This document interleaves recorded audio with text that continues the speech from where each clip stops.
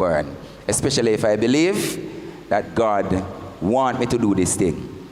And so we had that disagreement. But she lived, God, showed her his plans, and what he had in mind. At one point she said, when you were born, I gave you back to the Lord. I told God to do anything he wants to do with you. And so I've come to the understanding that maybe that is why you chose the road you chose so early. I went to JTS, Jamaica Theological Seminary, right out of high school. 18, I was the youngest in college, well, at JTS at the time. And so, studied theology. She was the person who took me to the airport on my first mission trip. You understand? So I'm thinking God is putting all of it together and all these puzzles, and she was able to see it before she died. That really, I became not national, but parish director and youth leader and all these things. And she heard me preach a couple times and all these things. So I think she was just getting the picture now that I was being stubborn this time for a good reason, right? But youth ministry gave me peace, especially away from my mother or from my, school, whatever it is. And so as a teenager, what gave you peace? So if you realize the training course takes you back to bring us forward, right? So the solace of youth ministry, we're going to look at that. What are some of the advantages and disadvantages of growing up in church?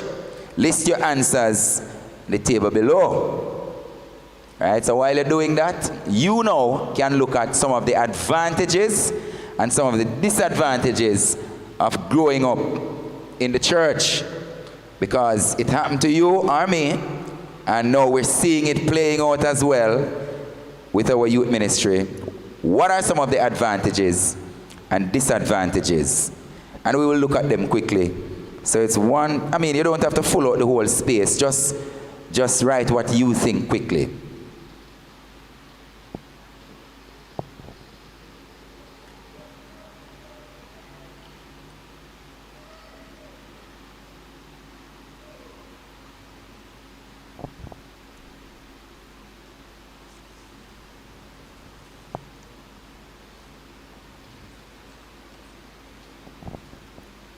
All right, let's go. So anybody want to tell me some of the advantages? Advantage of growing up in church, in youth ministry. Tell me. Huh? Knowledge of the word. All right, so even if you don't have that, you can write that down. Knowledge of the word. Another advantage. Learning to pray and exalt, right? Teaches discipline. What else? Boldness.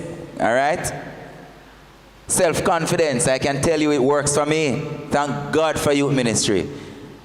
Thank God for youth ministry. I was able to preach and share the word, look at people, look them in the face. Youth ministry gave me a platform that, that's the first platform I got at age 15. After I became the youth leader, then I became the head boy of my high school. And then I became a lot more things. Leader of 4-H club, leader of the ISCF. This is in 1 year, in grade 11. Leader of ISCF, student council president. I was putting on events for Teachers Day to appreciate the teachers. We were putting on, the student council body putting on film show at Carib. Well, at the time it's Portmore Palace. I think they still have it as Portmore Palace now, at Portmore Mall. And all these major events. I was putting on these things as teenagers. I was hosting crusades at church, youth ministry crusades, calling preachers, calling speakers. As a teenager, youth ministry gave me that platform. So if you see me talking and sharing and preaching all over the world, and I've been to 20 different countries and mission trips and Mexico, Africa, Kenya, wherever, training people, training pastors or training youth leaders and so on in different parts of the world. Youth ministry at age 15 gave me that platform. And it still gives a lot of young people, including yourself. Anybody here, youth ministry was your first leadership position, like being a youth leader or something? Raise your hand, let me see you. The first leadership position you got was youth ministry. All right, cool. What about the others? Youth ministry was second or third leadership position? Second. All right. Anybody else? Second or third? Third? Second? Third. All right. So you see where we're going. The church community gives opportunities to young people. All right. You finish with the advantages. What are some of the disadvantages now?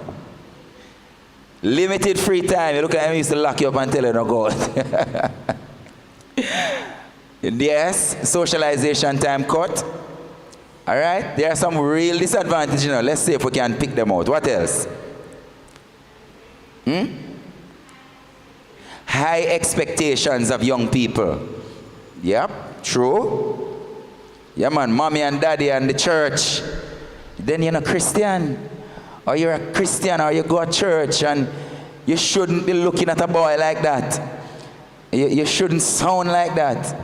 Anybody else? Yes. Feeling pressured. Feeling pressured. Any other disadvantage? Some of the big ones. Feeling like the odd one when you're in school or in other environments. Not true? What about relationship-wise?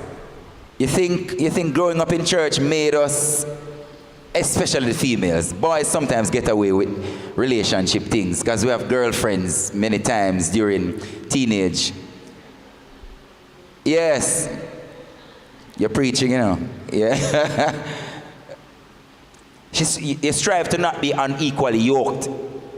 So you want to find a Christian boyfriend or Christian husband, which I believe, especially the husband part, which I believe has virtue in it. Because you know the Bible talk about the challenges of the opposite.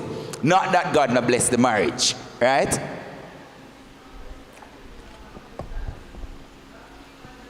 Not fully understanding what? Of you. All right, I get you. Yes, not fully understanding what is expected of you. Persecution. That's what you said? Yep. In school as well. Them call you Christian. Them say your church shoes that. You remember? Your church pants. Yes, you are ignorant to the world. I know it operates. Yes, let me use the word naive. Yeah, man, you're just naive to. Some of your friends are smarter than you when street smart. Yeah, man, you're not street smart. You couldn't even take bus by yourself many times. You know? And all the music, you avoid the music in the bus. So, mommy pick you up from point A, carry you to point B, pick you up point B, carry you. And I mean, parents would shelter you, but many times you hear say the world, man. The world is terrible. Love not the world, nor the things of the world. Right? And so you realize that you're in street smart. You know, you don't know money certain way. Or things that would get you. I mean, I'm not saying that we share the advantages already, right? Because of the advantages, many people are still were able to get married and you know, God bless them soul. They're still in church, and even if they made a mistake, they could come back because they grew up hearing about grace and forgiveness and all these things. So church, youth ministry has its advantages and it also has its disadvantages. And so when we are dealing with our young people, we have to remember these things. Remember that many of them are thriving on the advantages. But really, we should discuss the disadvantages as well. Hear them out. And if you really hear them out, you realize that some of them are very naive. Yes. Yes.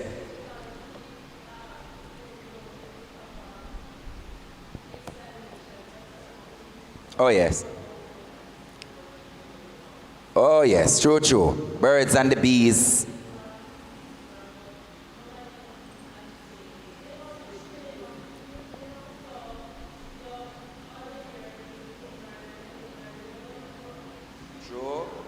Nobody, no wife, no sit down and talk to you. No husband, no sit down and talk to the young men. And Paul said we have a lot of teachers, but no fathers. Right? So you just know not to touch it, but you don't know why. Till you go touch it, and you touch it. and you feel the touch, not true? And now you will end up being embarrassed sometimes. Some people get caught, some never get caught, you know. And for those who get caught, them kick them out, backbench, and embarrassment on the church, and embarrassment on the person and parents, and whatever it is. A lot of pain when people don't know what to have an explanation about. So, yeah, go ahead.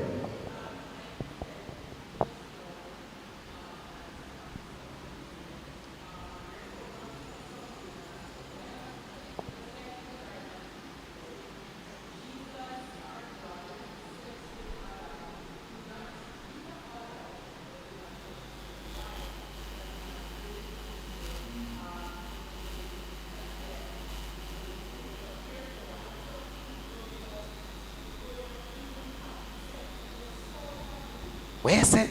How could you say it in the temple of God?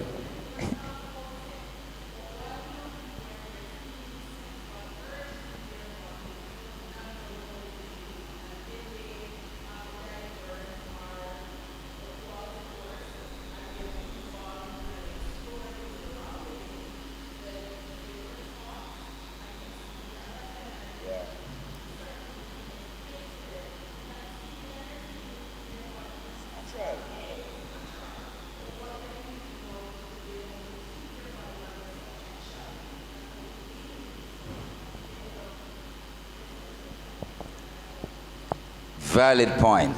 Valid point. Persons are not, we're not taught or break down anything. It happens sometimes, but a lot of times, especially back then, you were just told to leave, to step away from something. Don't go there, but you're not necessarily told why. And because of that, in your exploration stages of life, you try to find out what it is. And, you have people who pray that their sexual urge be taken away from them. So I ask the question, so when they get married, what will happen? You have to pray again and ask God to give you back? Your husband or your wife will be saying, honey, what's up? And you're saying, hold on, may I try to get back God to... I need to go on 3 days of fasting, either before the wedding or after the wedding, because God and I had a discussion when I was a teenager, and He took it away. Whatever the case is, but really, if you are not feeling these urges and all these things many times, you're abnormal. It's normal. It's pretty normal, yes.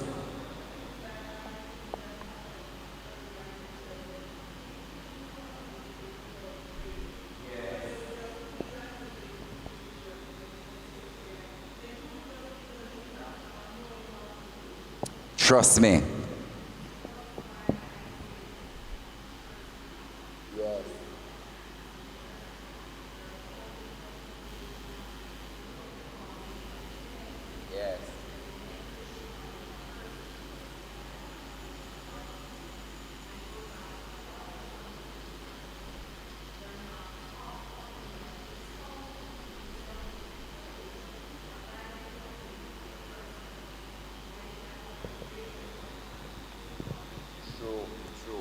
Look here, it's so true. That is why I tell you, I believe in training. In your secular jobs, you get training. Not true. Can you imagine going on a plane? I mean, I travel a good amount of times. Some people would say a lot, but I still call it a good amount of times. But can you imagine going on a flight and you just discovered that the plane is a new plane. The pilot that is flying the plane now has not been upgraded in 10 years' time. 10 years ago. The last training he did was 10 years ago. What would you say? Let me offer this. You follow where I'm going? Because pilots, for example, every time a new aircraft comes out or an updated aircraft, sometimes they update it, change it, bigger engine, Boeing and Airbus change it and so on. They would send out a manual for that plane. Pilots would have to. Now, certain things remain the same. Certain fundamental principles remain the same. But sometimes the lever is somewhere else. Maybe a button is somewhere else. If the nose dipping, you do that and do that. Life-changing information. Life-saving information, rather, in those manuals.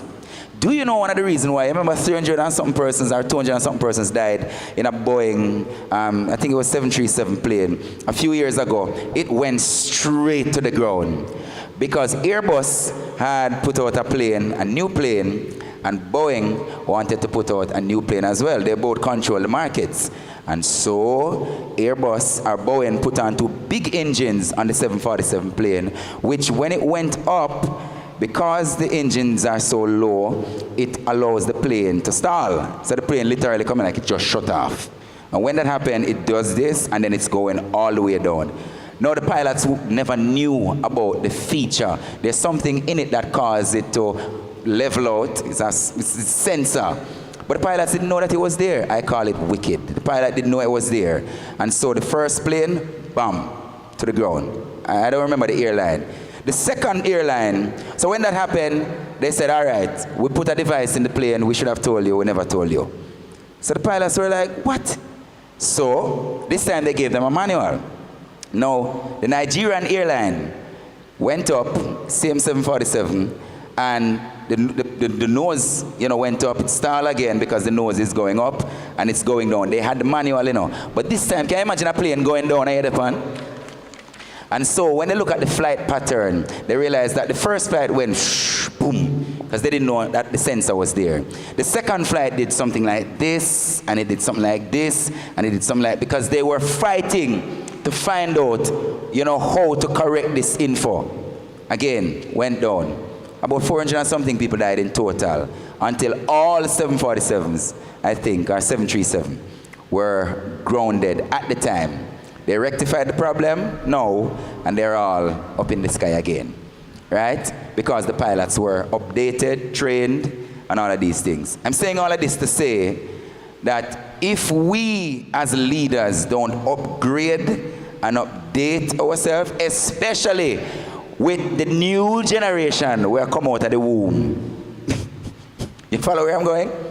The new set of babies, a new set of teenagers, the kind of generation that we're leading now. If we don't upgrade ourselves and our knowledge about youth ministry, this is what will happen. Either it will go boom, or you'll be struggling and struggling and struggling. And so that's why we have trainings, so that you can understand and lead well. That is the reason why. So I value training, and I value upgrading your knowledge, because you have to do that. If you're a cashier and the system change at the supermarket, you have to upgrade your knowledge, because you won't be able to manage the cashing system, right? So let's look at something quickly. There's a character chart here. I want you to just quickly put in your strength, weakness, or whether or not you're improving, right?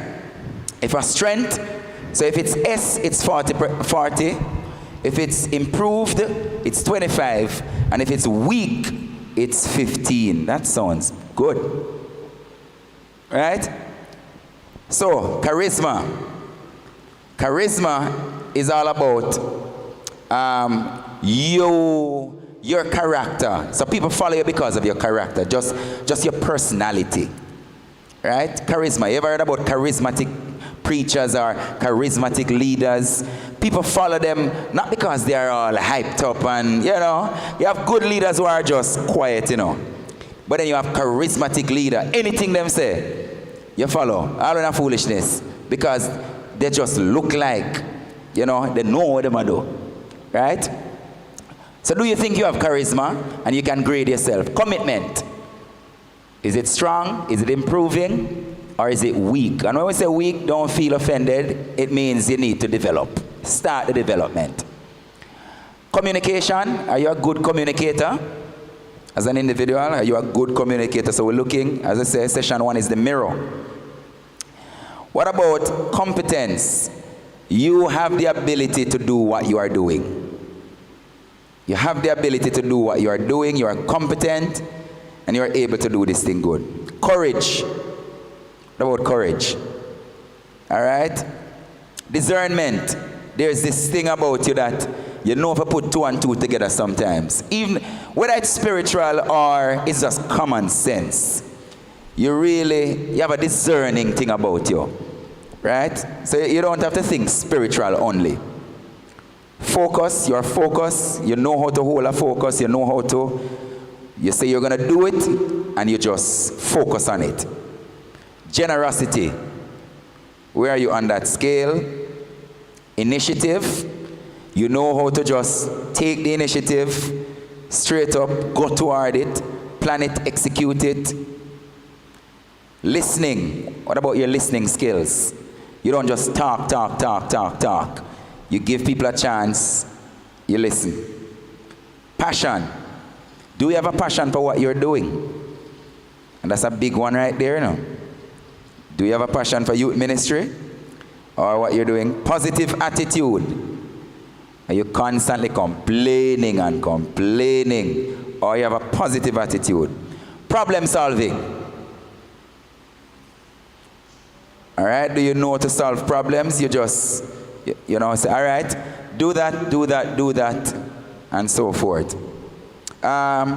Restricted, right? Or restricted, propelled. So, in other words, you go closer to restrictions. I mean, you like to restrict things. You like to restrict people. You have a lot of boundaries. This far you shall go and no farther. You know? You have this imaginary boundary around you, and you don't really like to step out of that boundary.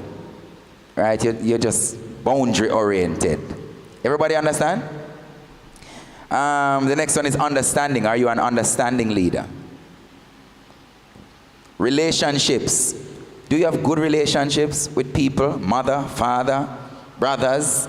You know? Are you always arguing with people? Every minute you hear say something between you and somebody. Responsibility. Are you a responsible person? Security. Are you secure in yourself? You are not insecure, right? So you're not an insecure leader. You know what insecurity is? It's you give people opportunity because you know say, oh, I don't want him to preach better than me, so yeah, I don't want him to take my position. So I don't have an assistant youth leader because you know she can do a good job. I don't want pastor say, hey, why you not just make she be the leader? You know? Self-discipline. Are you disciplined? Can you know the hardest person to lead is yourself? You can lead 1 million people and still can't lead Leroy Hutchinson. Like, still can't lead myself. No. Self-discipline is key. Teachability. Are you teachable? Do you come here thinking, oh, well, Leroy, I got to teach me, I don't know now. You know? I've done that before. I don't need to hear that. Are you teachable? Are you able to take good advice, or advice rather? Right? Vision. Are you a visionary leader? Do you have a vision, or you just run up into the thing and anything happen just happen? You don't plan ahead of time. You don't have a vision statement, a mission statement, those things. All right? So I'll give you 1 minute to calculate your scores and tell me what you got. Now, based on how I set up this, right? So, oh, what did you put? 40 on those things? You never put 40 on those things, right? Oh no, I'm sorry. If, let me go again. Oh, go ahead and add up. Go ahead and add up. No problem.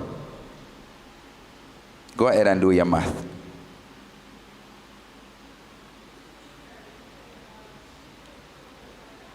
It means you are always feeling restricted because you don't want to do more than you used to, you know? So, I want to wear that blouse, but I'm afraid somebody will say it's the wrong blouse.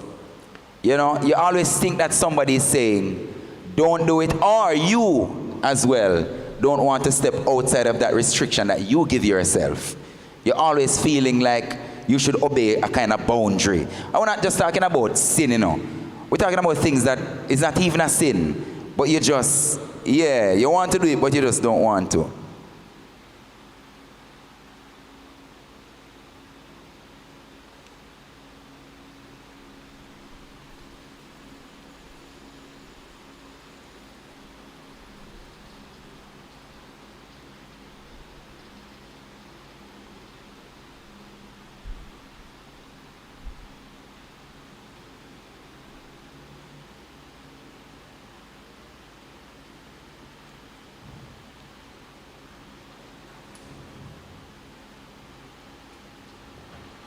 All right, so when you look at your scores,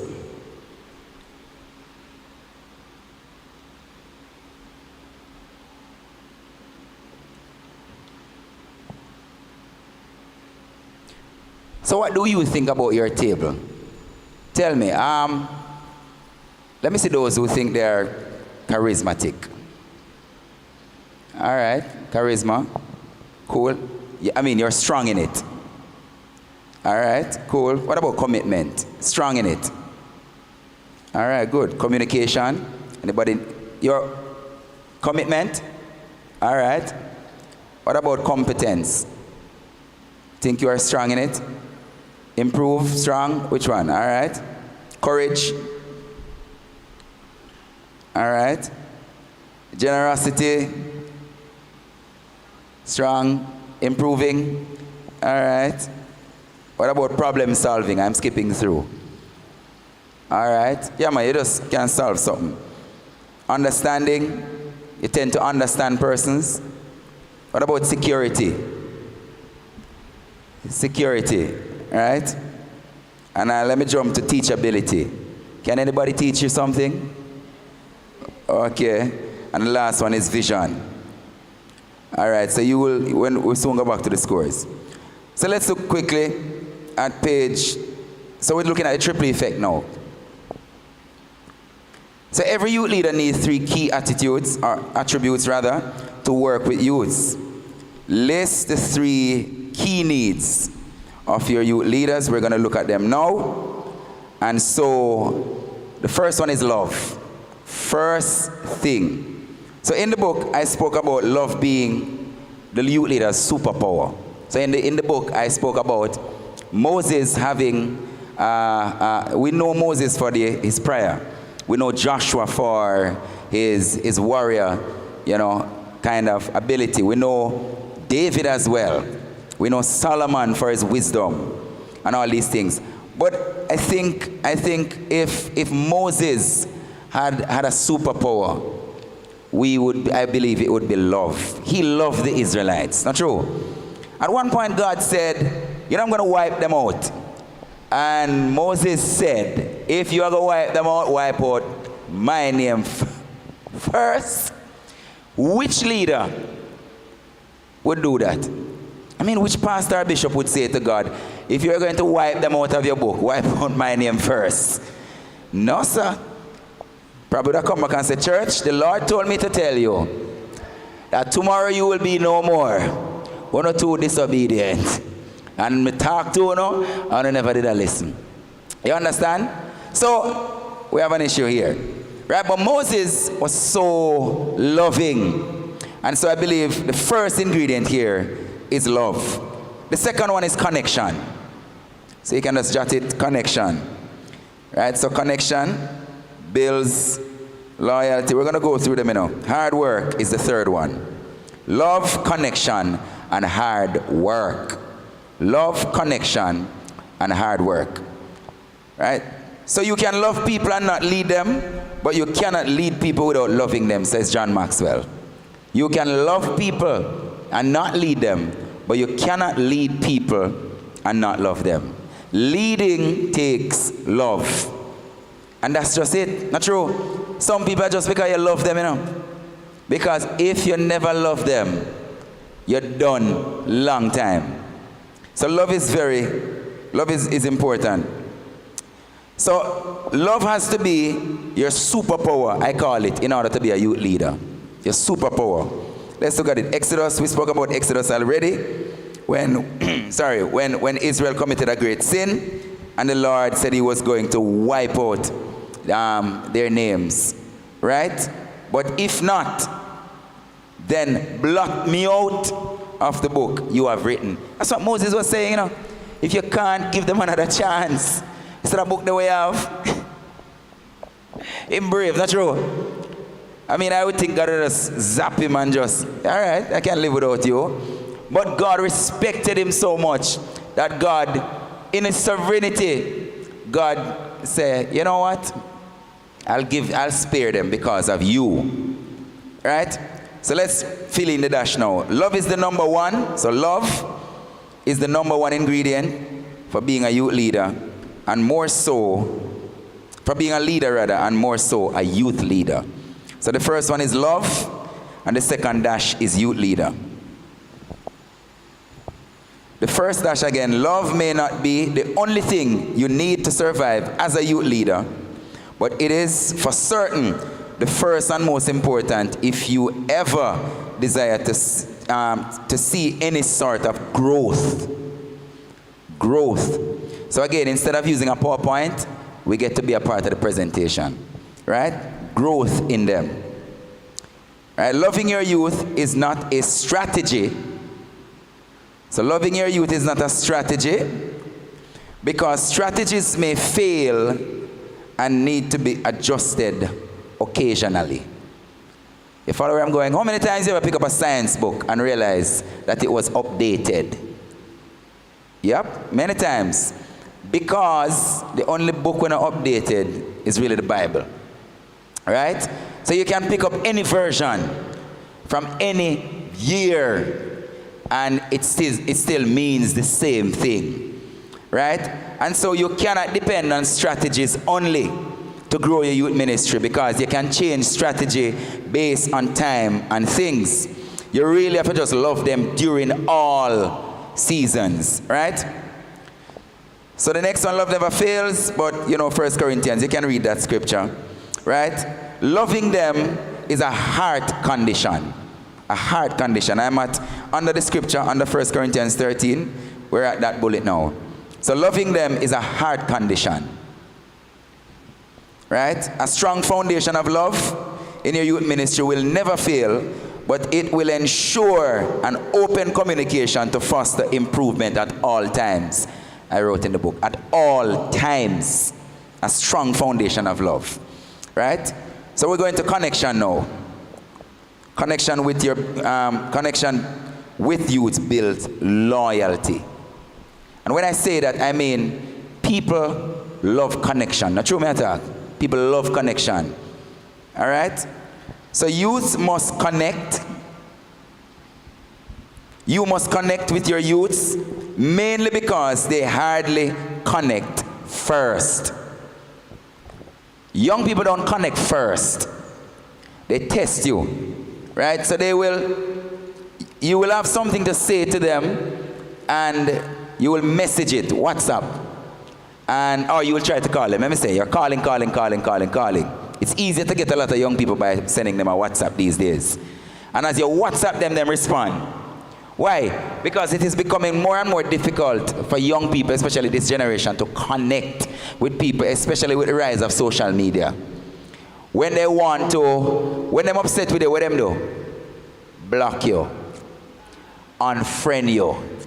Conflict resolution is becoming more and more difficult these days, because you will know when you and somebody not talk again. You try to send them a message and a one tick. Not true. Especially if they think you're watching their status. Yeah, man, them block you from seeing. So everybody else has say congratulations on the graduation. And you say you graduate? You know when the graduation go on? And everybody talk about it being on their status, and you say, but me not see it. When that put up, you get blocked. Right? Let me tell you from now, you get blocked. Right? They don't connect first. You have to connect first. So you have to talk to them. You have to ensure. You have to demonstrate love. You have to demonstrate trust. You have to let them know that whatever we talk about, unless I need to report this to the police or something, and that's a different case. I'm not going to tell nobody else. But it depends on what they tell you, right? It's illegal to store certain information, especially about a young person, a child, right? The next bullet says, to them, a connection is valuable. A connection is valuable. They don't connect easily. Yeah, man, it takes time. And when them connect, man, you can't get them to leave your yard. Or you can't, they tell you everything. Everything. I use my youth leader in the book. When I was a teenager, my youth leader to me, she was the best youth leader ever. You know, we would have discussions. We talk about everything. Karen was, to me, the first, description or, representation or symbol of what a youth ministry, a youth leader rather, looks like. She had time. She spoke to us in a respectable way. I mean, she was able to connect with us. And so I spoke about her in the book, and based on how she operated, I realized that, look here, I want to be a youth leader as well. So she was one of the persons who I looked at her and I said, no, I think being a youth leader is an honorable position. Whether or not people think it, I think it's very important to the church and to society as well. A youth leader can be a teacher, a youth worker, a social worker. You follow where I'm going? You're helping young people, a principal, you're helping young people to develop their lives. All right? So we're flowing through. So they will disconnect. They will disconnect even before you get an opportunity to get close. They will disconnect even before you get an opportunity to get close. All right? They fear being judged. They fear being judged. Therefore, connection with youth will always allow them to feel a sense of freedom. So they fear being judged. The next dash is connection, and the next dash is freedom. Our next bullet, connection creates an open line of communication. So when we connect with young people, we are able to communicate with them better. Right? When we connect with young people, leading them becomes easier. All right?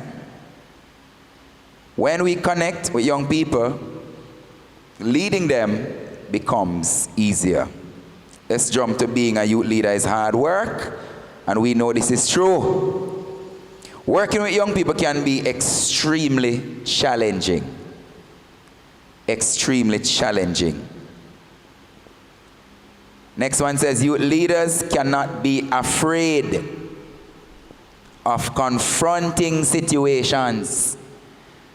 Youth leaders cannot be afraid of confronting situations. That means if you know a young person need confrontation in an area, do it. Do it, and do it soon. Because if you leave it up to them, then it will get worse. So as a youth leader, these are some of the hard things that we have to look at. Confronting young people sometimes and things. So next one, as a youth leader, be prepared to manage yourself. As a youth leader, be prepared to manage yourself and your emotions. That simply means if you are speaking to them about a topic, say she comes to you with a broken heart, right? And then I go say, boy, I tell you, man crosses. You understand? Yeah, if you can't manage your own emotions, you won't be able to deal with them. Because you might be going through something that a young person is going through now, you know. You might be going through a broken heart, you know. Can be a case of a divorce or engagement mashup or relationship mashup. Now this teenager has a boyfriend, it no work out. She's crying to you and you are saying, you know, stay away from men. They're evil. No, you have to deal with your emotions first. And even if fear is fear, even if you are going through something, try not to deal with that issue at the moment. So recommend the person, because they might think that you are the person they want to talk to. So if you're going to talk to them, manage your emotion. If you feel you can't manage the two, recommend them to your assistant, director, or pastor.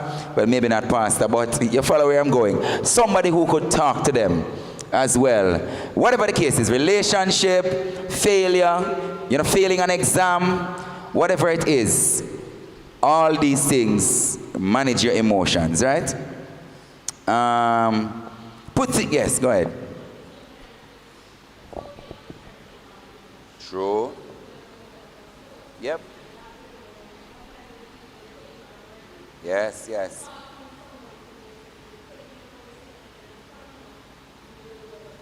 Crash. Yes, you crashed. Right? So remember now, not all of us are professional counselors. You know, you might study psychology when you were doing business, but I mean you can solve people's problem, right? So ensure, I mean, if it's something that you could deal with right there, fine. But if you go through something similar, leave it if it's hurting, right? So we're at the next one. Put things under control and implement what is needed at the time.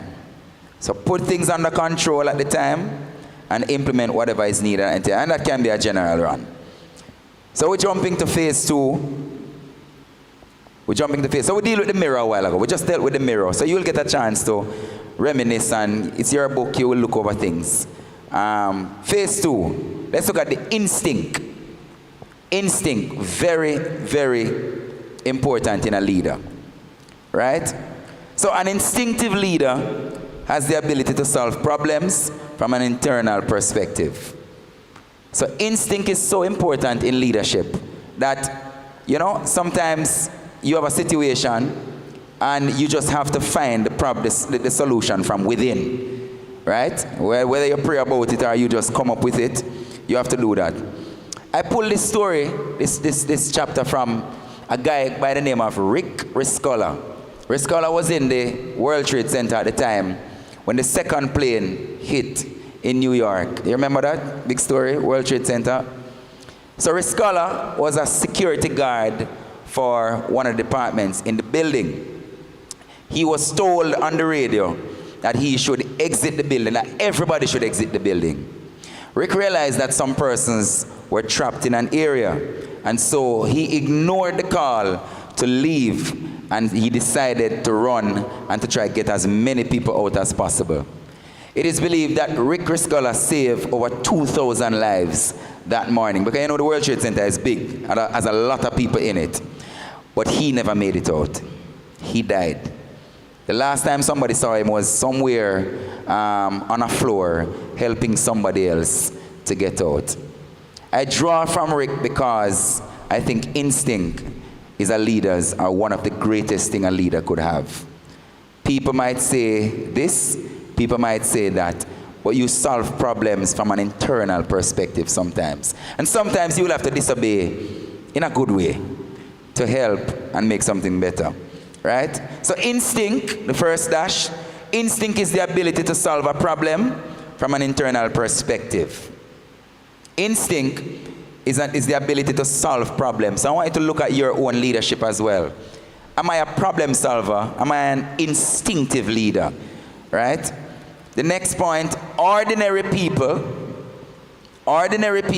follow instructions, but great leaders move by their instinct. Yes. The first dash. So the first one is instinct is the ability to solve a problem from an internal perspective.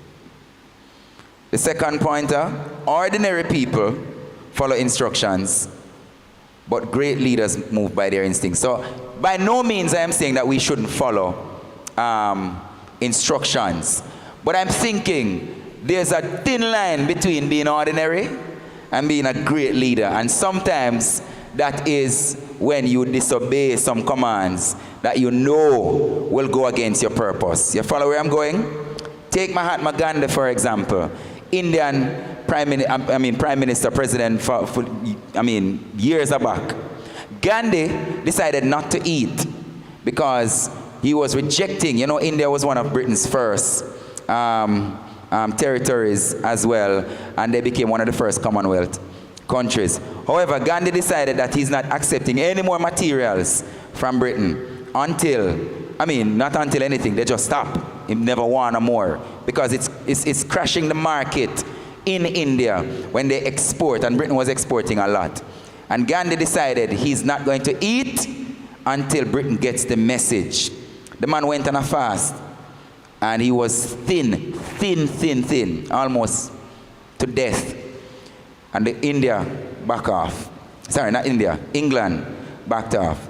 And Gandhi is known as one of the greatest leaders of the world because of his ability to lead from an instinctive perspective, and also a charismatic personality.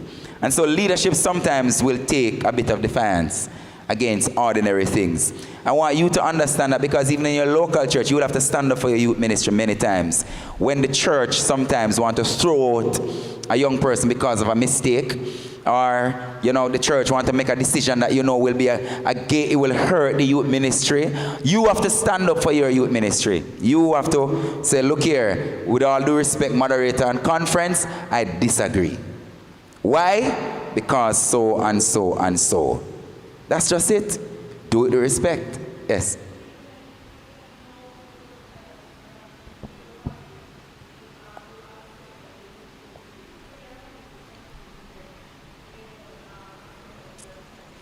Yes. The opposition is still there. But as leaders, we still have to, be assertive, man, and get the thing done. Right? So, the second one is ordinary people. All right? The third pointer, at some point in time, you will have to make a decision based on your gut feeling. And I put that because, gut feeling is the last one right there. So at some point in time, you have to make a decision based on your gut feeling. So if somebody's hiring a manager and asks them a question, in this position, what would you do? I don't think that manager would say, I'll just follow my gut. Right? That's not what we're paying you to do. We want to know that you came out of university with a business degree, a degree in administration and blah, blah, blah, and you have a method to solve problem. But I can tell you, as leaders, there are going to be times when you have to go with a gut feeling. You can imagine, you ever watch some of those shows and see a bomb, and there's a red wire, and a blue wire, and a green wire, and the person say, you cut one, and the person on the phone telling the person, cut one. Which one? The person on the phone say, I don't know. May God be with you.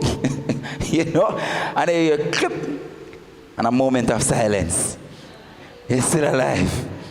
Yes, sometimes leadership will have to take a gut feeling. True. Sometimes you have to run a risk on someone. Which one of these young people I can have as my assistant? I don't know. I'm going to run a risk with this one. I'm going to run a risk with that one. Somebody ran a risk with me at age 15. It never have to turn out so, Right? It could have turned out another way. You have to run a risk sometimes. And you have to go with a gut feeling sometimes. Not every decision is found in a textbook.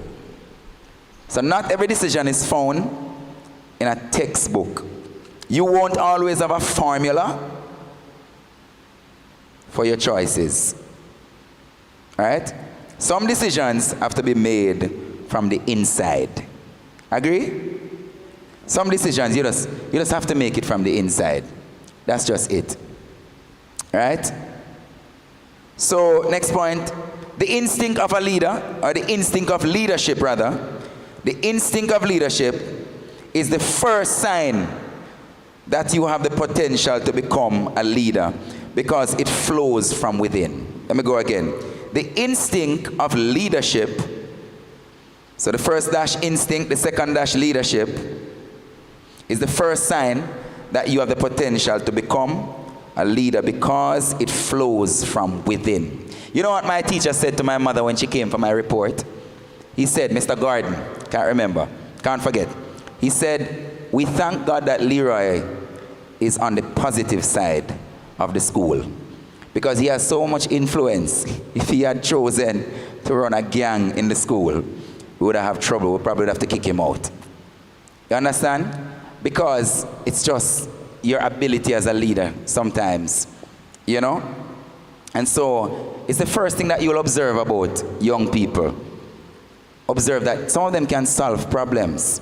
Some of them have good advice, not true? And that's how you will know leadership sometimes, all right? People won't recognize great leaders before great leaders recognize themselves. So the first dash is recognize, and the second dash is leader. All right, first dash, recognize, second dash, leaders.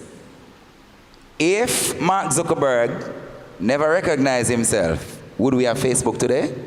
No. As a matter of fact, Mark was suffering from insomnia, it is said. Couldn't sleep, got up, he was a programmer, just learning programming and everything in college, and decided to work on this face mash thing that he got from the twins. And you know the whole story, right?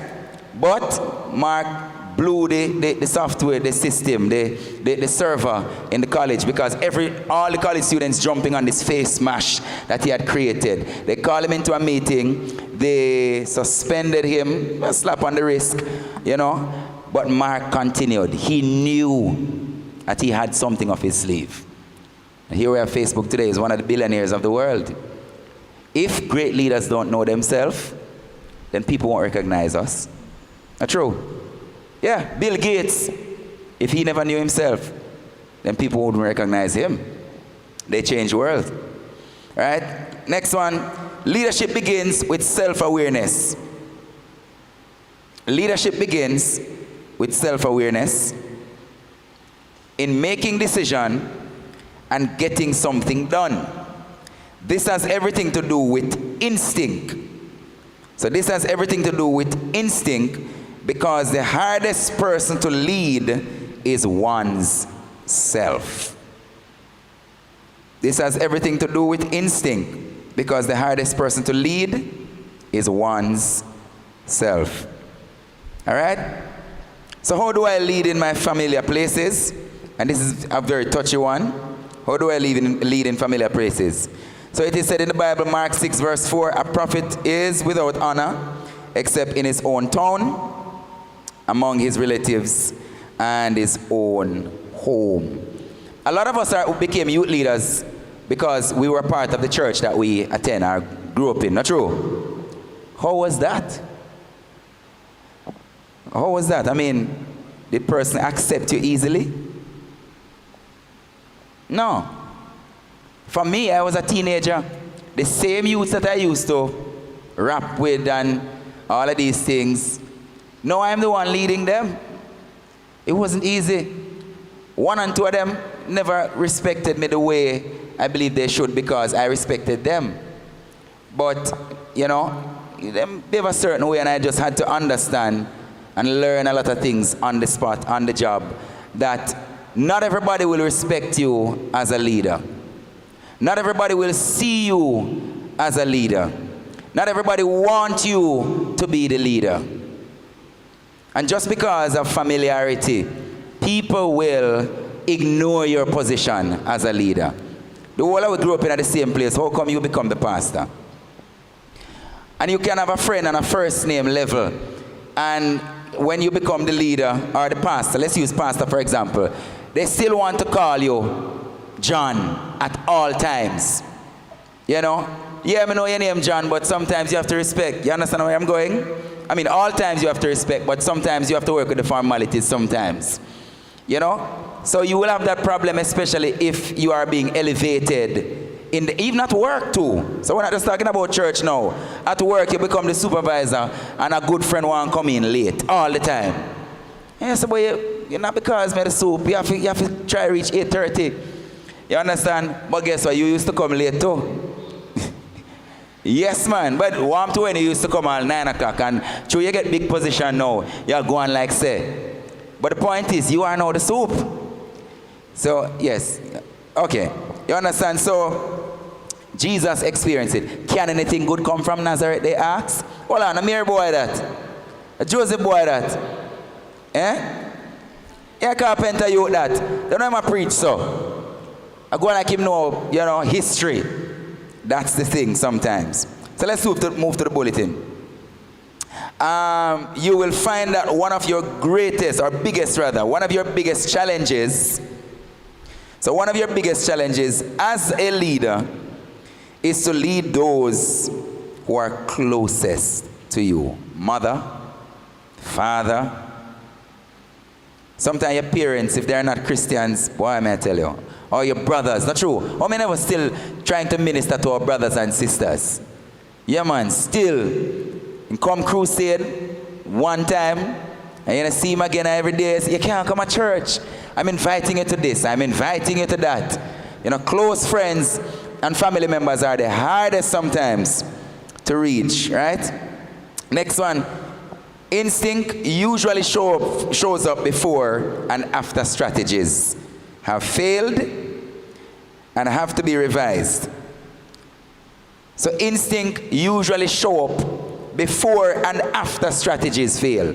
So yes, you establish a strategy for the youth ministry and it now work. Guess what have to show up now? Your instinct. How can I do this thing? There were times my youth ministry wasn't working out. You know what I do?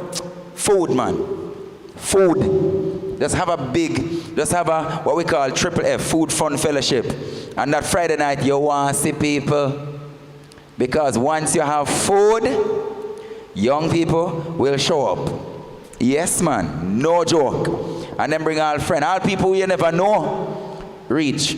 Your instinct have to tell you, let's change the strategy and do something else. So sometimes the youth ministry is not working out. Whose fault is that? John Maxwell says, everything rises and falls on leadership. What do you think that means?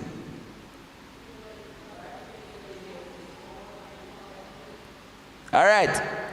Everything rises and falls on you. If you win, at the leader fault. If you lose, at the leader fault. If you're in between, at the leader fault. Youth ministry failing, youth leader fault. That's just the truth. If National Youth Ministry is not going the way it should go, a Leroy fault. If the church is not going in the direction that it should go, it's the pastor fault.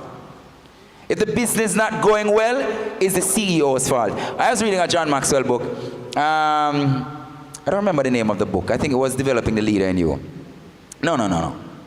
The 5 levels of leadership, yeah. So, John was talking to a friend, CEO, a big rich businessman, a friend of his, who buys companies and sell back the company.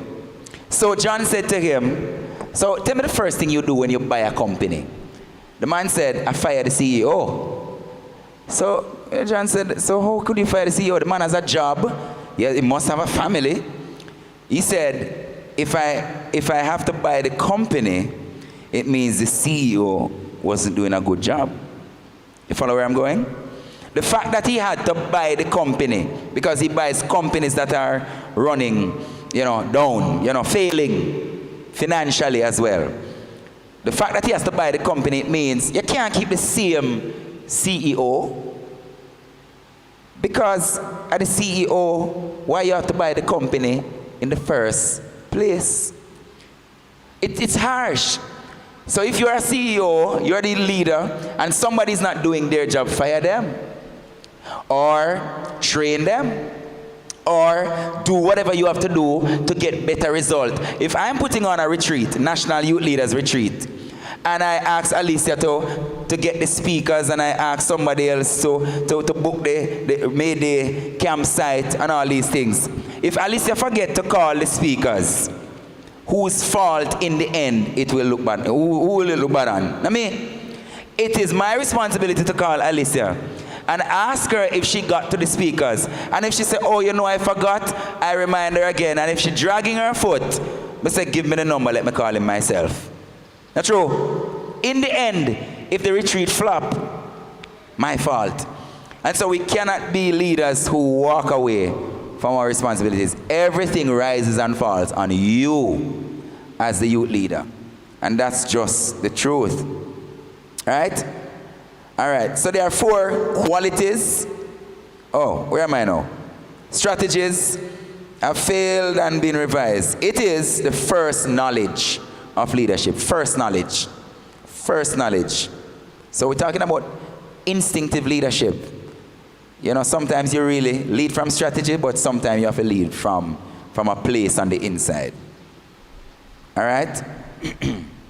Knowledge of leadership. Next one. So there are 4 qualities of an instinctive leader. Let's look at them quickly. Your youth ministry need you to stand up. Your youth ministry need you to stand up for it at all times. So the first one, number one rather, is fearlessness. Fearlessness. Fearlessness. Confused? Oh, where are you? Yeah, man, so here's the number one. you put fearlessness. Yes. All right. So your youth ministry, we're reading now, your youth ministry needs you to stand up for it at all times. The position of a youth leader is essential because it brings a necessary balance. Balance. And it helps to prevent society from giving up on our children and teens. All right, so the first dash, stand up. Second dash, balance. Third, giving. And the next little one is up. Good. The church is the only place where young people and children, everybody equal. You know that, right? So you can't get a driver's license until you're old. 18, even if you can drive. You're not supposed to have a license firearm under 18. You're not supposed to get married, I think, under 18. Or 16 is the age of consent for something. Sex. I don't understand how you can't get a driver's license at 18, but you can have sex at 16. You can't vote till you're 18. And sex is such a major decision, not true? Major decision, and you can do it 2 years before you can drive. I mean, drive. Crazy. I still think it's crazy, but guess what? I don't control that. But what we are saying is that church is the only place where young people can do anything like anybody else. They can sing, they can be anointed. I mean, the Lord can use them, not true? God no respect, no age. And so the church is the place where teenagers should come and feel like they're a part of society. They're a part. It's the only place where the ground is level for all men. It's not level uptown. It's not level downtown. It's not level in the heart of Montego Bay and corporate Montego Bay. It's not level everywhere. In a company, the church is level because God is the CEO. Right? Youth leaders are the ones who create and maintain, rather, this balance. Youth leaders are the ones who stand up for young people when they are being abused, especially in church and also in society, as I said, because youth leaders can also be social workers and those persons, right? So the church, that's right there, the church is the only place where youths gain a sense of equality in society. A sense of equality. They can shout and sing and do everything just like everybody else. True. Teenagers need to know that they are equal. You might not be equal. Some people at home, they are not equal. What is saying again? Be seen, but not be heard. You know, some parents still have that kind of rule. You know, picnic if you go sit on one side. You know? I mean, all of those things. But in church, it should be different. Not that they shouldn't have respect and everything, but God sees them different. Jesus said, suffer the little children to do what? Come to me. You know? Don't forbid them. Let them come. So God wants you and I to come to Him, and God wants kids too. Right? Let's go to the next bulletin. Or the next bullet, rather. So youths need to know that they are wanted. They need to know that they will be defended. They will be defended. Especially in a society like this where crazy things are happening with our young people, and sometimes spiritual leaders take advantage of them. Sometimes parents take advantage of them. Sometimes teachers, sometimes, you know, different persons. So I'm not blaming all teachers or all parents or all pastors, but you see where I'm going. Every now and then you hear in the news that, you know, a child has been mistreated or killed, abducted, you know, and so on. So we want people to defend our young people. And not just in church, but also in society. You, as youth leaders, have to speak up even outside of the local church. You're a teacher, you have to speak up for the young people who go to the school. You know, you work in an area where youths are, you have to speak up for them as well. In your own community, you have to speak up for the young people in your community. Be a part of the youth club. Right? Start a youth club if you can. I started youth club in my community. You know, I start youth club, I start football competitions, and corner league football, and all of these things. I write a letter to the counselor and get, you know, trophies and gears, or the mayor at the time, gears and different things. The mayor is not a member of parliament. But I'm telling you, I stood up for the young people in my community. We have youth club and all those things at the time when I was a local youth leader. Because if the youth leader in the church don't show any sign as it relates to social responsibilities, social outreach, who you think will do it? The church has a responsibility, and the youth leaders have a responsibility to start youth clubs, put on sporting activities, sports day, you know, get a bus load of young people, drive, go. We went to the Mustard Seed community in Spanish Town, and we have a bus load of young people, 30 out of them, and I told some of them to carry different things. One group in tissue. This wasn't the youth ministry necessarily. So when I was the youth leader, we had youth ministry on Friday night, and we had youth club on Saturday night. Yes.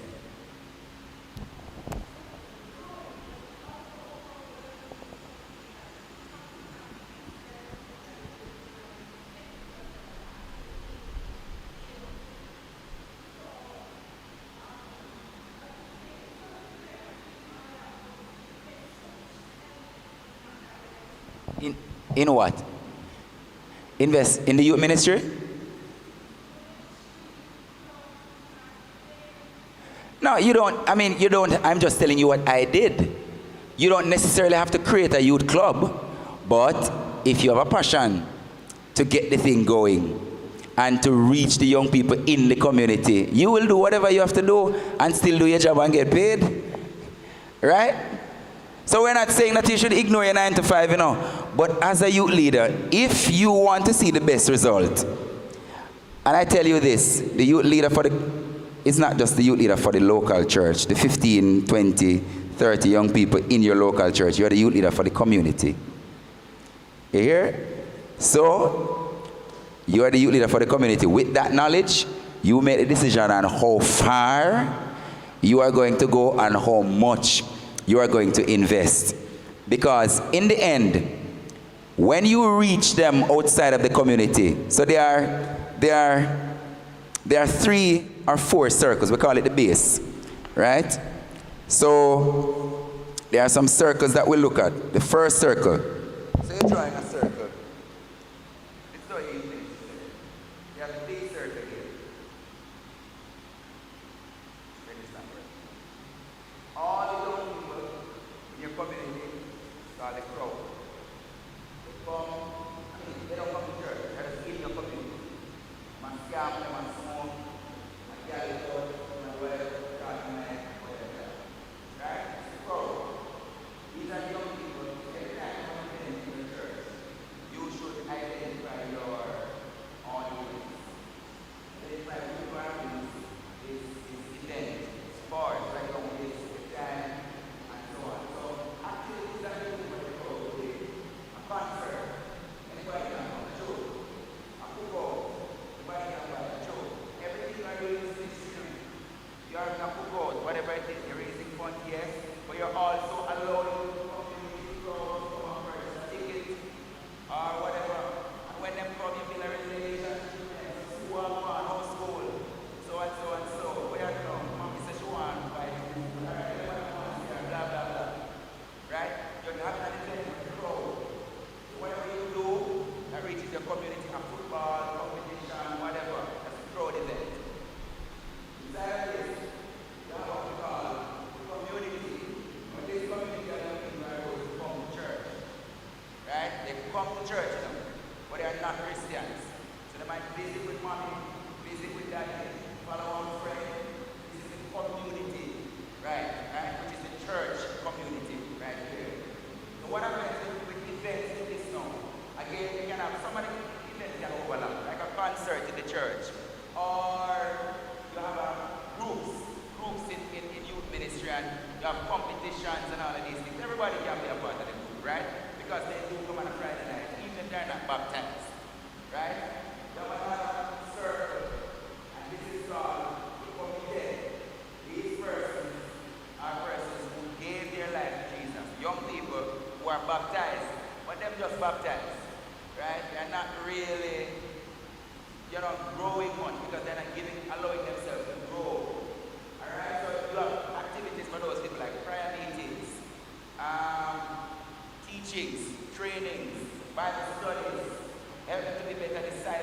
Jesus Christ. Talk about, gifts and talent and purpose and all these things. And then in a core, it's called the core. It's your core group of young people. These are the ones who accept the call, baptize, and they are saying, I want to be a preacher, I want to be a teacher, I want to be a singer. I want to serve in the church. I want to grow in God. You see the 4 different groups I'm talking about? Community, the crowd, the community, the committed, and the core. The core group of young people, they help to make up your committee, your youth ministry committee, your assistant director, your treasurer, or your secretary. These are young people who want to grow in God and grow in the ministry. So now you understand what I'm talking about in terms of events. So if I'm putting on an event, it doesn't have to be right through the year. But if I'm doing a crowd event, I'm trying to reach all these guys in the community who are not coming to church. I'm trying to just reach them. If I'm putting on a community event, that means not community like we live in, but the church community now. Sunday morning service. Right? This is where you preach to them. And you have youth Sunday and so on. And we do youthful things. And you wear jeans. And you have jeans there and blah, blah, blah.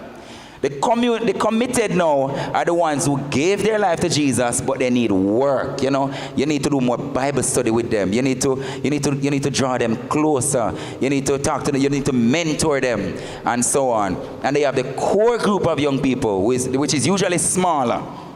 These are the ones who really want to go further in ministry. They're in college, some of them. They are on their final year. They don't know what exactly to do, so you're trying to teach them, get a speaker to come in and talk about marriage and singleness and job decision and career and all of these things. So when you look at your events and your activities, who is your audience? Why are you having this concert? Why are you having this prayer meeting? Why are you having this outreach event? Who are you trying to reach? And I think that will help us to kind of target our young people a little better. You think? It will help us, right? All right, so let's come to number 2 quickly. Dissatisfaction. So number 1, fearless. Number 2, dissatisfaction. So we're talking about instinctive leader still. Look at my time. We'll have to just run through. Good thing is you have your book. That's a very good thing. So dissatisfaction, we're going now. The dissatisfaction in an instinctive leader cannot be hidden. Dissatisfaction in an instinctive leader cannot be hidden. It will spring forth sooner than later. So many of you want to do better, you want to do more, you're just not comfortable where you are with youth ministry. It will come forth. To be dissatisfied is to know that you can be more than what you are at present. So to be dissatisfied is to know, right? To be dissatisfied is to know that you can be more than what you are at present. But to be greedy is to realize you don't need any more. So I wanted to differentiate the two, dissatisfaction and greed. So to be dissatisfied, you know. Everybody following? To be dissatisfied is to know that you can be more than what you are at present. So you know more can come out of you. You know that you can do much better. You know that you can earn better. But to be greedy is a different thing. It's to realize you don't need any more. And sometimes you do have people who are greedy. They don't need no more, but they're still trying to get more. Your belly full, and you still try done the chicken. Because that's greed. Right? The next one, dissatisfied people can't without do. Yeah, I know you'd say that. Dissatisfied people can't without do. That means they can't help but to do the thing. Without do. Greedy people can do without. So you see the flip? They can't without do. And I put it in quote. In other words, a dissatisfied leader can't sit down and just watch things falling apart. They have to get up and do something about it. You follow it now? Yeah. But greed, as I looked at the opposite, they can do without. So if you are a dissatisfied leader, it can be a good thing because it will drive you to do more and to do better. Everybody satisfied with their youth ministry? No, I'm not satisfied with the National Youth Ministry. I'm never satisfied with the National Youth Ministry. So I'm always trying to see what else, Leroy, where else, what else, how else, who else, and so forth. Right? Next one, normal. Normal can be painfully annoying.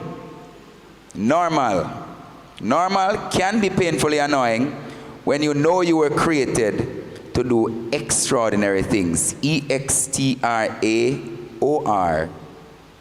DINARY. Let me go again. Are everybody all right? Everybody cool? Good. So, when you know that the thing can be better, you just can't have any peace sometimes. You know the youth ministry can be better. Right? Next one. Our youths in today's society need youth leaders. Our youths in today's society need youth leaders who will move beyond the norm because of a hunger for change and a Christ-like dissatisfaction. All right, so jump to number 3. We are at it. So let's look at risk-taking. That's number 3. Risk-taking. So the first one is fearlessness. The second one is dissatisfaction. And number 3 is risk-taking. It has like a dash in the middle. Risk-taking. So let me just read through. Instinctive leaders do not wait for things to happen. They make things happen. And that's the kind of leadership we're talking about. Make things happen. You are the leader. Make it happen. If you're tired to see the youth ministry falling apart, make a decision to make it work. Pray to God, get some training, go on YouTube, go on Google, sharpen your skills, dance on one leg if you need to. Make it happen. You understand? They are not reactive, but proactive. Proactive. We don't want to be reactive leaders. You wait until you see the thing crash. And the signs were there all along that it's not going to work, it's not going to work, it's not going to work. All right? So we suspended, suspend is not the word. We postponed or cancel rather the event in November, the hotel event that we were planning at Oceans. Why? Because I gave the committee I think they did well in their putting together plans and everything. But I don't think young people are responding in time. It's a hotel, it's not a retreat where you just, you can show up on the day. We have to book a certain amount of rooms and we got a contract and so on. And generally I don't do hotel events for the National Youth Ministry because young people sometimes don't have the money, and then young adults are too busy. Young adults don't have the money at times, many times, and so forth. So while a lot of people wanted it, the majority not showing, and it's not because they don't want to go at a hotel. I think sometimes it's just financial struggles and so on. So I told the committee, I'm giving you X time to just show me the facts, and then I'll make a decision. They showed me the facts, I made a decision. But we had to make the decision in time that we can have another event on the same day. So we changed it from the weekend event to a one-day event, November 26th. So it was the weekend we had reserved, for it. But we can't do the weekend event because persons are not responding well. The monies are not coming in to pay the hotel and so on, to book the rooms. So it's now a one-day youth conference in Manchester, Mandeville Church, November 26th. All right, so the flyer will come out this week. Still National Youth Ministry. Everybody should be there, both youth leaders and the local and the young people. But I'm just saying all of that to say, You can't wait till October to send out email to tell people that the event is cancelled. No, you have to be proactive. You have to read the lines between the lines and know that this thing is not going to work and change plans. Right? It's the same thing when you're putting on events. Don't wait until the night of the... You ever see some people like that? We were putting on an event, youth trip. A cook fish fry. They were having a fish fry, the committee. And so I said, all right. So we're doing this fish fry. One of the guys said he's giving us 2 chickens. 2 chickens. It's all right, cool. The day before the event, we're in Kingston doing some shopping. I called him. I said, where can we pick up the chickens? Believe me, the guy said, Leroy, go in at the cub. Drink some water for that one. Yeah. Go in the cub and take out the 2 biggest chickens. I said, you not kill the chicken them yet? He said, no. I said, you know what you do? Keep them and make them continue to grow, yeah? We have no time for that today. On the day before the event, and you know we're going to start in the morning. The man tell me, say the chicken them there in the coop. I should go and take the chicken and do God he knows what with them. I never murder one chicken in my life. No, to me that's crazy. I just tell him, says, all right, we just bought chickens. Proactive. Right? I was so irritated. Right? Let's move to the next one. Most of the world's greatest leaders are known to be risk takers.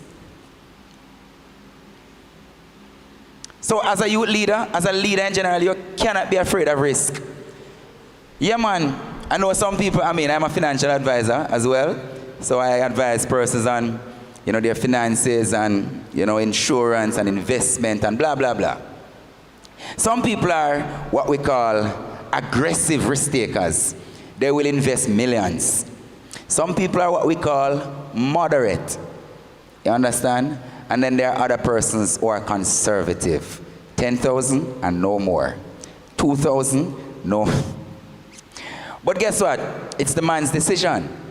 Right? Because he's looking at losing. That's what you're looking at, And big investors, some people used to get $10 million from an investment. You know what? They invested $1 million and they bought $1 million worth of $1 stock. Like the stock IPO coming out, $1 for the IPO, and the man bought 1 million of it. Then it goes on the stock market and it becomes $3 for each one of those stocks. That man made $2 extra million on his money. Nice. And me, I say, boy, I want to make money, I invest. And people say, yes, dear, I want to invest. How you make so much money? But you only invest $10,000. Even if you do make a profit, at 20 grand you're going to make. Yeah, I know you're going to lose, but you're not going to make it like him. Because he's a more aggressive risk taker. It's the same thing. When you're taking risk as leaders, people have to take risk to make this church happen. Not true, Alicia? Yeah. You have to take risk to make ministry work sometimes. Sometimes you have to go out on a limb for a young person. And you said, do, not shame me, because I go out on the limb for you. But you have to do it. Not true, me attack Andre. Nobody shame me. I am going to tell Pastor that we should lend you the church bus to drive, go do your business. Nobody crash the bus, me I beg you. You follow where I'm going? Boy. We have to take risk in ministry and in leadership. Leaders who don't take risk don't get great returns many times. All right, so, next one. Risk takers are never usually famous until the risk is over and the results are evident. Risk takers are never usually famous. You never know about Mark, as I say, Bill Gates, what's the next richest man now? Jeff Bezos and Elon Musk and all these billionaires. They took risk. It is said that Warren Buffett, billionaire investor, very old man. No. Warren made about more than 50% of his wealth, he made it after his 50th birthday. See what I mean? The man made a lot of bad investments. And it's not all the investment that he made paid off. It's just that he made a few good decisions. Few good decisions. You can't be afraid of risk if you're going to be a good leader. Yeah, man, you have to go out there sometime. You can't be afraid to appoint some young people and say, all right, be that. Be that. Go and go to worship, man. You know, take a chance. And you say, Lord Jesus, say, you know I want to risk it taking. I say, Lord, doom, not make you shame me, please, Jesus. Come in now, Pastor asked me, what go on this morning? But you still put them out. And when you see she go on nice, you say, yes, yes, that's my girl. That's my youth. You have to be that kind of leader. Put people out there, give them a chance to shine. Yeah, man, take risk. I remember I was preaching at St. Thomas Youth Retreat, but my local church as a youth leader, we had something that we call Go Out or Go Home. It's something like a rising star. And they had to get votes and all these things and come with their talents. And when, I mean, a lot of people were coming now, a lot of young people all over the community, because you have a group doing a dance and they were not all Christians. So, you know, you're trying to, this is a community event now, or a crowd event. You're just to get all of them to come. The finals, it was going so good. The finals, you know, on the final night, is the weekend that I'm supposed to go preach at the retreat in St. Thomas Parish Youth Retreat. And the guy said to me, Leroy, so what we're going to do? You're going to put it up? I said, no. You are going to ensure that the final happen. And I trust you. And so I went to St. Thomas for the weekend. And the Friday night, when I finished preaching, and I went back in the room, and I couldn't wait, and I called them and said, how was the finals? I said, Leroy, it's the best night we ever have. I said, good. If you can have the best night without me, and something will go on. That's true. That's what you want. You want your young people to excel even if you are not there. Take risk with them. Take risk. How will they grow? Put them up there and left them. Have your little notebook, all right? And these are things that you're going to talk to her about. But please, when you start talking to her about the message or the sermon, start with the positives. Yeah. I like the way, what a message you preach, man. You're a big preacher, you know. Like the way you did the thing, and you were so obedient. You know, so and so and so and so. You give about 4 or 5 compliments. Say, but next time though, because you know you're going to do it again. Next time, you know, remember, say 20 minutes, me no want pastor kill me. Right? Because you took about 40. But guess what? Your first try. You know? And remember to greet the moderator and so on. You know, but again, it's a first try. All right, so and so. You can't start with the negatives, you know. You start with the negatives, you shoot down everything. You should never try it again. Take risk with them. Am I making sense? Yes, so every youth leader, next bullet, every youth leader must prepare and try something new. Try something new, man.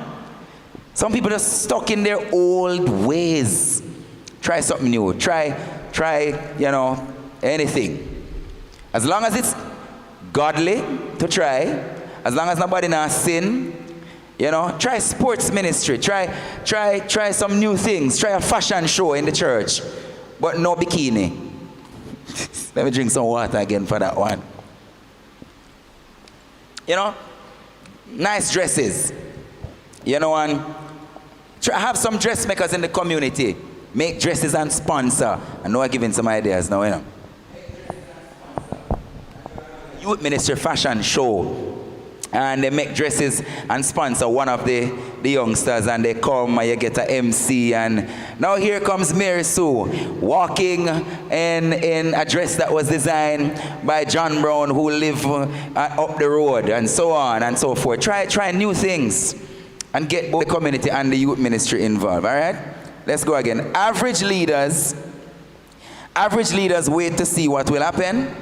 Average leaders wait to see what will happen, but instinctive leaders are never afraid to take risk. Instinctive leaders are never afraid to take risk in order to rescue and develop the youths they serve. Can't be afraid to take risk. Sometimes I have risk all your money too.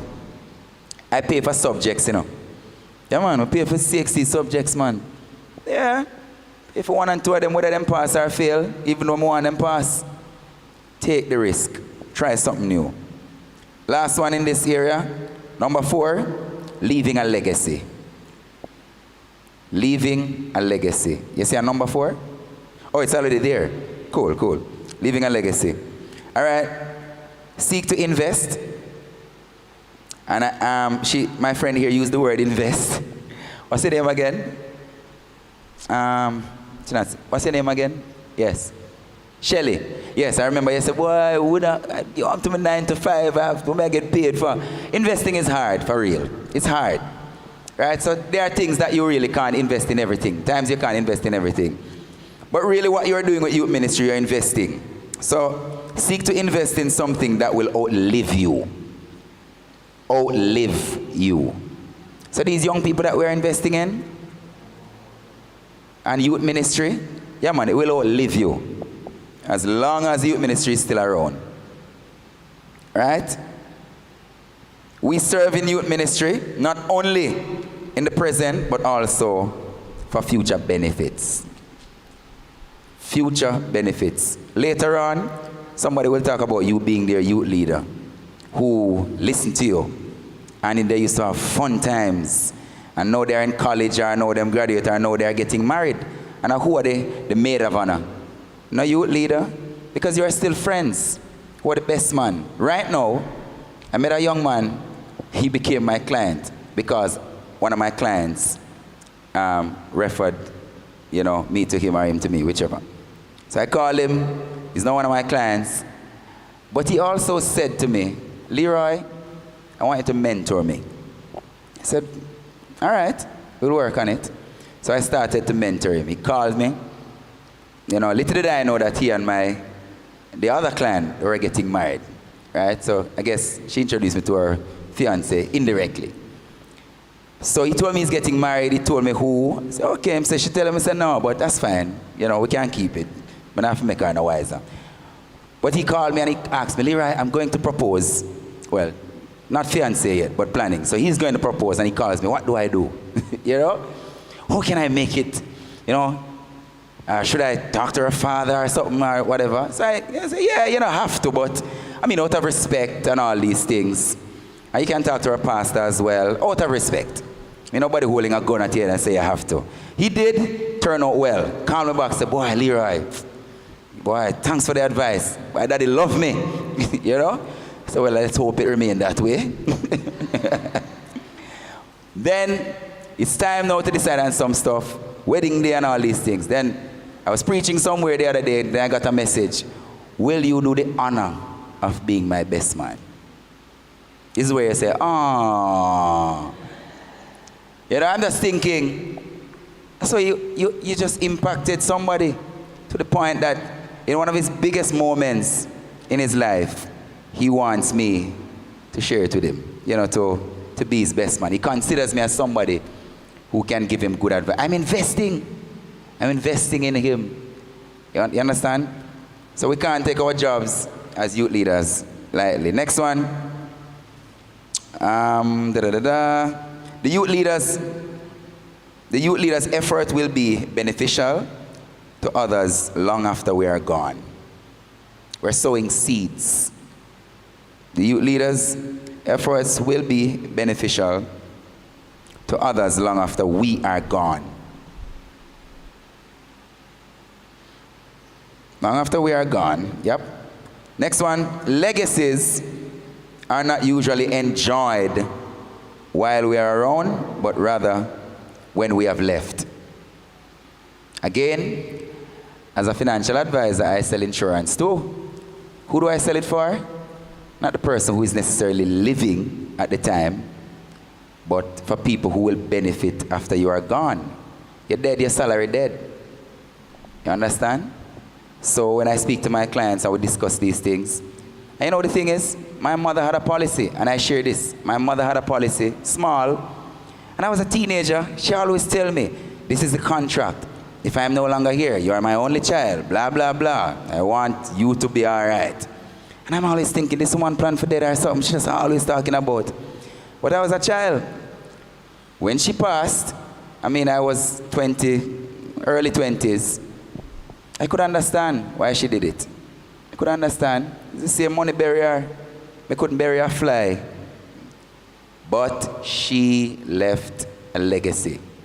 Immediately, I said to her advisor, I want to start one for myself. And so that's how it continues. Because I have a legacy to leave too. So let's fast forward, not just money, but the leadership, the ministry you are operating in right now. It's not just for now. It's to empower people. Even if you are gone, they cannot forget the time that you have spent with them. The effort where you put in. The many days when them call you and a ball and a talk about their failures. And you gave them the time of the day. The time of day rather. Right? So you might not enjoy it right now, you know. But legacy is not for you to enjoy. No. It's for when you're gone. Trust your instincts. Trust your instincts. They may save more young lives than you can imagine. Yeah. So, quick discussion, and then we take a little break. Do you respond reactively or proactively? What do you think? Mixture of both. Fair enough? All right. Are you comfortable with the state of your leadership or your youth ministry? Give me 2 things that you think could change. Just 2.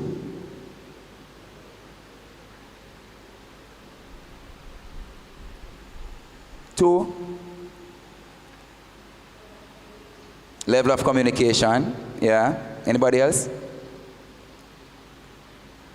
Turnout. The attendance. All right. You were saying something? Okay. So, communication, attendance. All right. Anybody else? Huh? Commitment. All right. Commitment. Are you a risk taker? Moderate. In the middle. Nah, lose nothing. All right. Let me see some aggressive risk takers. We're not just talking about money, you know. We're just talking about life in general, leadership. You're not a risk taker. Fair enough, fair enough. What about you, Andre? Big risk taker. Yeah. All right. Moderate. All right, fair enough.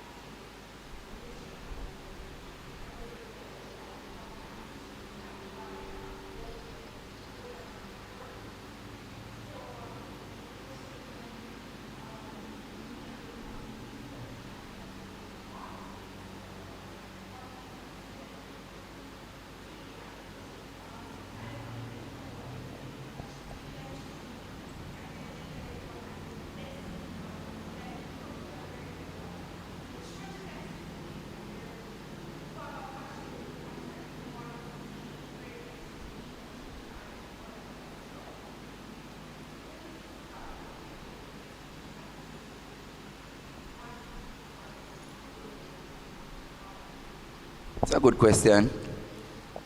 Where do you start? For one, you have to love people. It's just the first thing. You have to believe that people are greater than what you see. You have to believe that there's a doctor in that guy. There's a lawyer somewhere there. There's a businessman somewhere there. There's a preacher, teacher. There's something positive and purposeful about every person who is breathing and living. You have to see people as close as how God would see them. As close. We can't ever see people like how God see them. But you have to at least go as close as possible in that this woman here is so valuable that money can't buy her. And she has so much purpose within her. If she ever discovered that purpose and developed that purpose, she would be the happiest woman alive. How can I help her to discover that? And we have to talk about it. You understand? Let's talk about the young people. So they're all here not knowing what they want. You can't teach a man how to drive, rather. Can't teach a man how to drive. By the time we reach that stage, he already watch Fast and Furious. You follow? He already sees how the taxi drivers operate and the other people on the road. Yes, he can learn to drive, you know. But bear in mind, he already has a concept of driving. When you teach a child how to drive, you are sowing something on the inside. You are investing a certain thing. So my daughter, I'm teaching them how to drive. So they sit right here, and I'm steering, and we're going around in the area, and not on the main road, of course. And she's steering, and I'm managing the brake and the gas. No foot and no brake on the gas. Just steer. You understand? And I'm saying I'm doing this as an investment. When I deal with young people, I see great things in them. I don't know what yet, because I'm not trying to make them into some little Leroys. My idea is that I want to make them into the best thing that God wants them to be. And in order for us to do that, we have to sit and talk about how you feel, where do you think your life is going, what do you want to study, what do you need to become that. And I would give some applications as well. You need to beat the book. You need to be studying. You need to waste less time. We pray together, and we have mentoring time. So that's the first practical thing. Love people. See people as gem. Even the guy on the road who you don't know. The girl on the street. The man who I beg. There's something about him that God designed. I don't know what's happening in his life now, but we just have to pray. You follow where I'm going? So if that is practical enough, you really have to love people. And number two, you have to have time to invest in people. And when I teach on mentoring, some people think mentoring is like a whole day, something whole night. No, it's an arrangement. It's an arrangement that says, I am going to deposit in you, right? Just like the bank. I open a bank account and I deposit whenever I can. Not true? Whenever I have money. But I have an account, and it's building, and it's building, and it's building. The bank can't stronghold my hand and tell me come put money in it. No. So what you can do, if you're investing and you want to mentor a young person, you say, all right, like I do with some of my guys, we're going to have a mentorship relationship. Bear in mind, 1 hour a week, 30 minutes a week. During these 30 minutes, we talk. You talk, I listen, I ask you questions, we rap and so on, right? And we talk about different things. It's a mentoring relationship. I don't have all of the week to do this. We just have 30 minutes on Tuesday. Pick the time. All right, pick the time. How much more practical, you know? So mentoring is really an agreement to invest in somebody. And we're going to touch that a little bit further down. But in order to invest, you need to make a decision to invest. Invest in people. You need to see, you will never invest in a stock if you don't think the stock has ability to grow. You might not know everything about stocks, but I'm guessing that you're going to trust a financial advisor or somebody who, NCB Capital Markets, Sagicor, Barita, whatever it is, whoever, that this has the opportunity to give you returns. Sometimes people make mistakes. Stocks drop. You lose $2. What do you do? If you realize you can't manage it, cash out. But if you really want this person to turn around their life, stay. Invest. Keep on investing. You know, when stocks drop, you buy more. That means if you used to sell at $1 and it dropped to 98 cents, buy more. Buy it at 98 cents. That means when the one, that set you buy at 98 cents, when the stock go back at $1, we start earn 2 cents on each. You have to be, and I'm just showing these principles because I believe people are similar. I've invested in young people who, they are no backsliders, but they're still my mentees. I call them call me, what you want, go on, so and so, we have a conversation. They're no longer going to church at the moment, and I've invested in them. But I am not here for just now. I want to see later on God turn him around or turn her around. I'm in it for the long haul. You can invest in somebody for a time as well. You can decide to invest in a youngster until college. Well, good luck with getting rid of them if you invest so far, because they will always see you as somebody who wants to invest in me. You follow where I'm going? So, you know, if I should say, that's really the practical truth about giving more. You have to see people, you have to love people, you have to see the purpose in people in general, know that they are priceless and they are precious, and I'm going to pick one or two and just invest in them. Or as a youth leader, I'm going to just invest in them as a whole. You might can't do everything for them, but wherever you can, you just try your best. Are we going to take lunch now? All right, so we're going to take lunch. We'll work out how we go, because we have to touch each, even if we don't spend a lot of time. But the good thing is you have the book, right? So can we take 30 minutes for lunch? Is it possible? Or if we're not, let's try 30 minutes first and see where it goes if we need an extra. Huh? So let's try that. I'm just trying to catch up back with time. Let's try 30, and if we need more, we just take an extra 5, 10, and so on. All right? Normally in camp, we say the hungriest person pray, but we're not at camp. Not true. And the prayer can't be too long. It's like, Lord bless the food, and probably that's a bit too long too. But anyways, Father, we thank you for this food. We thank you, God, that it will bring nourishment to our bodies, and it will help us to get strength today as we continue this training in Jesus' name. Amen. Amen. All right, it's lunchtime.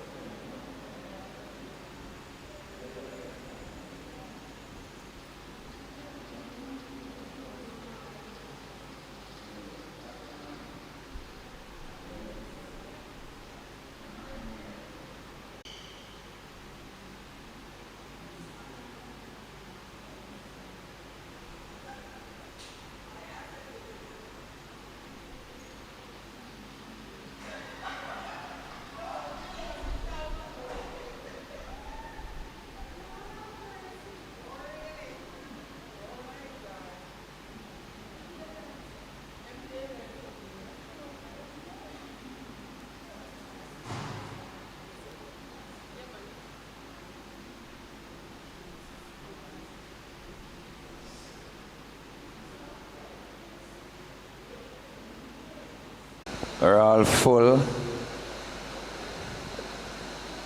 Well, God bless the cook.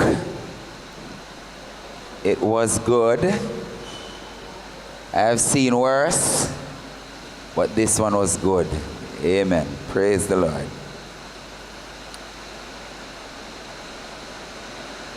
All right.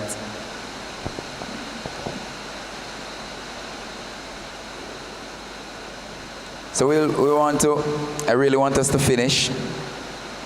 So we want to wrap up about 4 o'clock. That's the plan. So we have the next 3 hours to finish. So we want to finish because that's the plan, all right? Want to get everything that we came here for and get it on.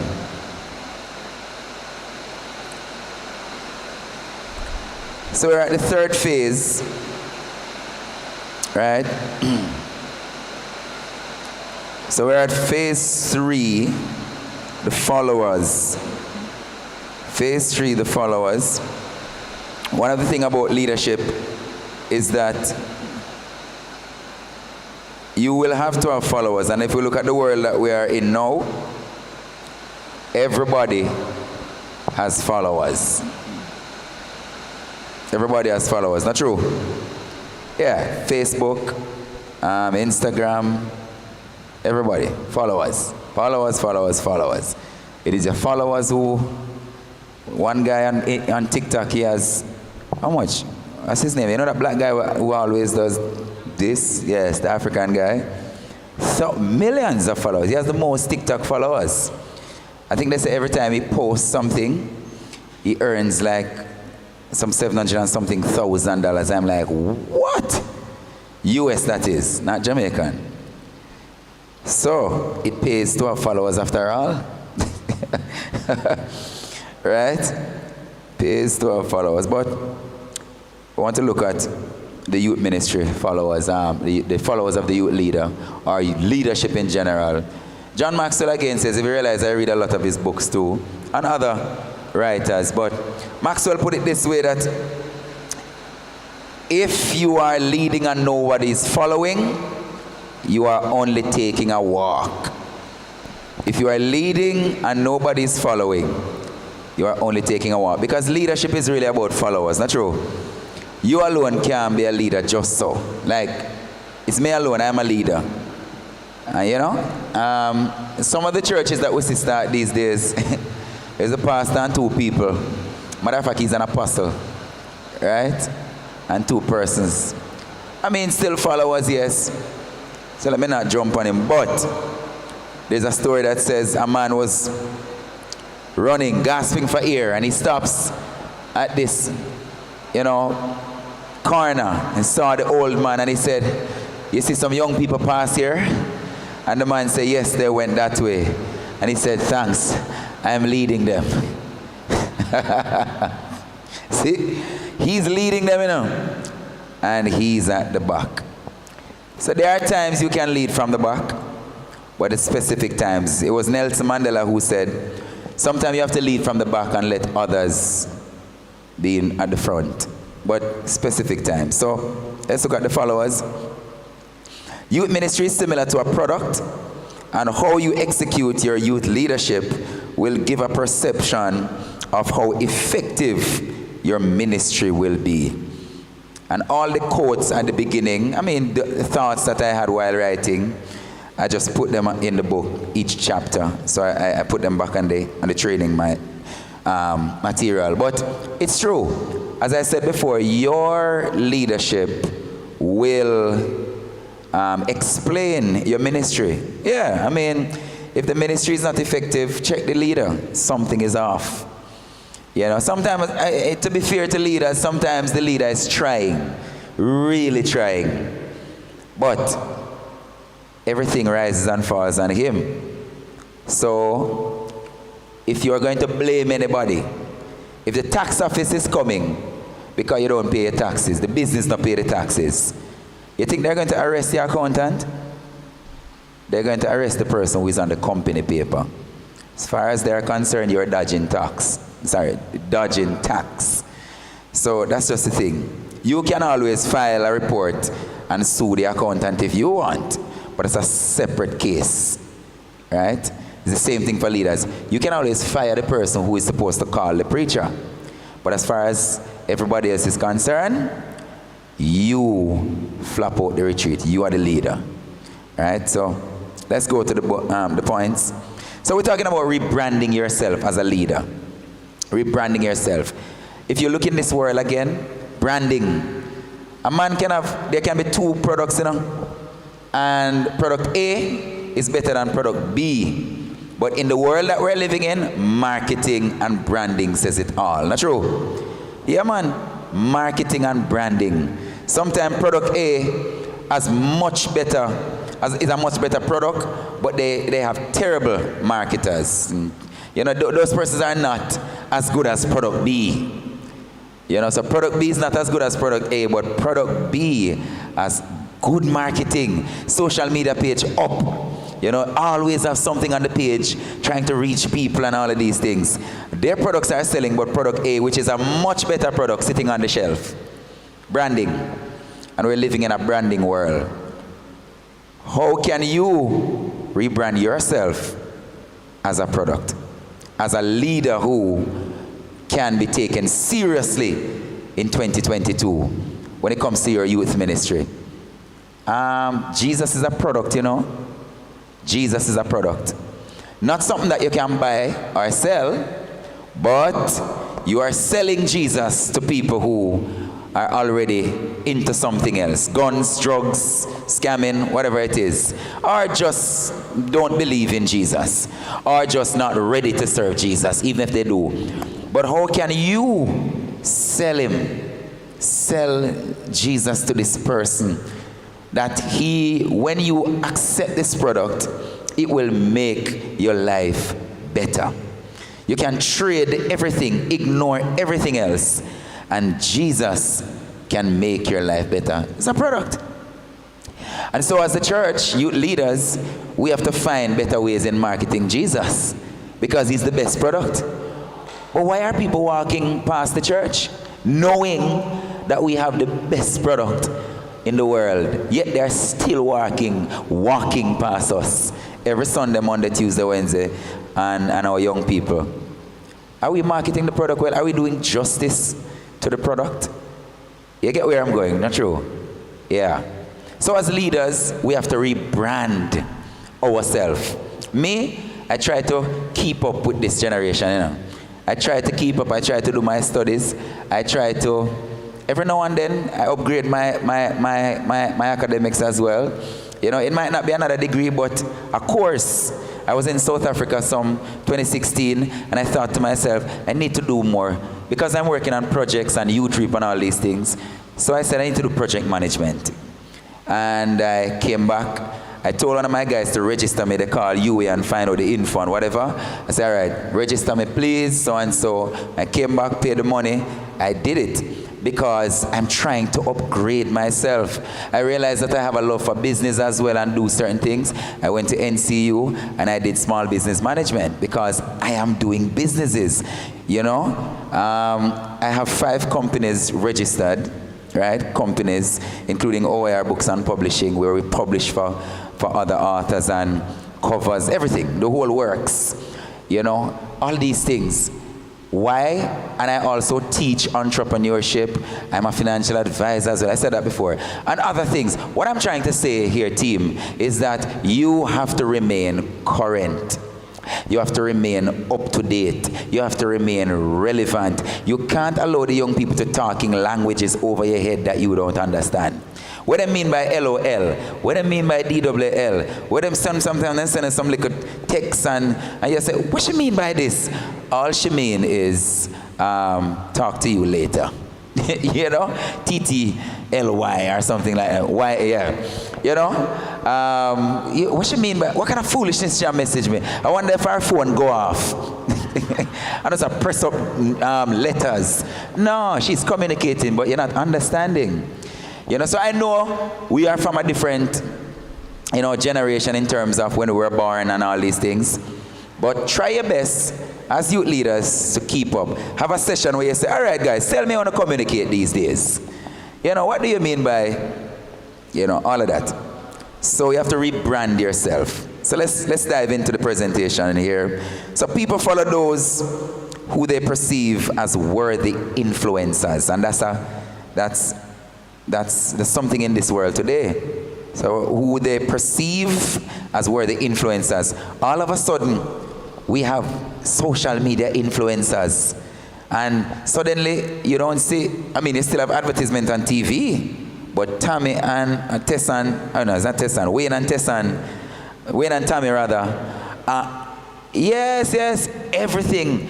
And now they're having companies, using them to promote their items, Fontana, different places, and so on. We have social media influencers who are more, they're making more money than advertisers, official companies who are advertising companies and agencies. Because advertising companies now have so much followers on Facebook and YouTube and all these places. No. And companies are going where the people are. So if you have 1 million followers, that means if you tell people about one of my books, 1 million people here, at least 1,000 of them will buy a book. That's what I want. And so that is where branding is going. What is your personal brand? All of us have a personal brand. We are all branded. Leroy Hutchinson, whenever you say Leroy Hutchinson, many people think about evangelism, think about youth ministry, think about author, think about different things. You understand where I'm going? Because when I say Leroy, some people show up because them thinks that they're going to get something worthy when they listen. What is your brand? How have you rebranded yourself in the last 5 years to your followers? When them here say, remember my name again? Shanake is coming to youth ministry tonight. What them say? Do they say, Lord, me can't bother? Or they say, yep, going youth ministry, can't miss it, Shanake have the vibe. You see where I'm going? Personal branding. When them hear Andre, what do they think? Fun. See, Andre, you have one fan over there, so big up yourself. So, I want to challenge you today, youth leaders, to really look at your personal brand. Whether it's some of you are in business, I don't know. You might have a shop or a business or something, and every day you have to keep up with your customers and your clients. And it's the same thing with your leadership. You are a brand. You have a brand. Your name is a brand. Some of the name Leroy Hutchinson Limited, Yeah, my name Leroy Hutchinson, but it's a brand because every time somebody hear Leroy Hutchinson, they immediately start to create a concept in their mind. If they don't know me and they want to research, they will find specific things. If somebody's telling them about me, that person will tell them specific things. And if they just hear me, they would get specific things. Because, and that perception continues. Some people hear about you before them even meet you. You're a brand, right? Me here say youth leader vibes. You're a brand. And so your young person tells somebody else say youth ministry nice. And suddenly you see strange faces. Again, you're a brand. So people follow people who they perceive as worthy influencers, right? Perception is the ability to see, hear, or become aware of something. Perception is the ability to see, hear, or become aware of something. So when they see you, hear you, what are they saying about you? If no one is following, then you are not leading at all. If no one is following, then you are not leading at all. If no one has bought into the idea, so if no one has bought into the idea that you are taking them somewhere, then you are only on your own. Then you are on your own. So if the youth ministry can't see where we're going, you're really going to be on your own, because nobody wants to follow nothing. Not true? Everybody wants to know that we're going somewhere, at least somewhere. So have a mission statement, have a vision statement, have some kind of foreknowledge of where the youth ministry is going this week, this month. Have a theme of the month. You know, so if this month we're looking at the grace of God, everything that we do for this month, Youth Sunday and for all 4 Fridays, has to do with the grace of God. You can tweak it, you can do whatever to it, but give them an idea that for this month we're going. You can't just be living Friday to Friday. You know, some people living from paycheck to paycheck. Yeah, you don't want to be living Friday to Friday. So Friday morning coming upon Lord Jesus, I'm going to do tonight a youth ministry. You know, you don't want that, because the Fridays are coming back fast, and the Thursdays and the Tuesdays and these weekdays are coming back so fast. They're coming like a one day alone a week. So you have to be prepared. And guess what? Get them involved. Get them involved. Help them. You know, so we'll dive into that more. So you may need to recheck your brand to see whether or not you are being perceived in the right way. Give an evaluation. I evaluate the youth ministry. I print evaluation sheets in January, and I give it out to the young people when I was the local director. And I said, be honest on it. And it has questions like, are the youth leaders effective? Are we doing programs that you enjoy? What would you want to see more? And then you can give them options, or you can just let them write. But give them options. Young people love multiple choice. You know, and sometimes and so on. Hear them. Are you willing to be a part of the leadership team? If asked to do something, are you willing to do it? You know, give them evaluation sheets. So you can sit down now and use Google Forms. Google Forms will give you a summary much easier than if you print the sheets. But if you want to print the sheets, go right ahead. Nothing is really wrong with it. You follow where I'm going? Check up on your brand. Find out if people are really following you because they want to follow. And have it in mind that you might see on one of the papers, I don't like the leader. Or I think youth ministry is boring. Don't take it personal. Because sometimes it's boring for true. But don't take it personal. You understand? Work on it. You understand? So the question for every youth leader should be, what kind of brand am I? Right? What kind of brand am I? And here are 5 facts about branding, about what branding represents. Number 1, branding is purpose. Branding is purpose. Purpose. So when somebody pick up your brand, or your company, or look at your ministry or your leadership, there should be some kind of purpose. I'm leading these young people because I want them to become radical warriors for Jesus. That's the purpose of you being the youth leader, you know. And the moment you lose your purpose in leadership, it's time to go. But every leader have a purpose. So you either start to rekindle the purpose, or the knowledge of your purpose, or something. Go back to the drawing board. Ask yourself, why did Pastor appoint me as the youth leader? Why did I volunteer? You know, purpose. Number 2, positioning. Your branding is positioning.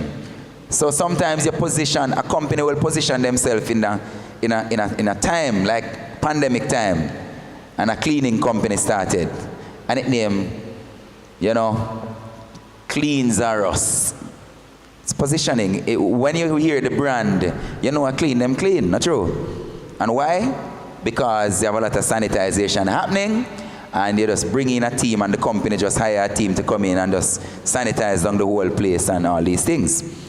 So positioning, you have to be at the right place at the right time. Sometimes it's just timing. It's where you are, positioning. Branding is promise. When somebody take up your brand, a brand, right? Branding is promise. When somebody buy best dressed chicken or something, they're expected a promise that came on TV or wherever, that we have the best chicken. You know, you're promising the young people that you will be the best youth leader you can be. And every time they decide to leave home and come to church or youth ministry, you're promising them that they will not regret it.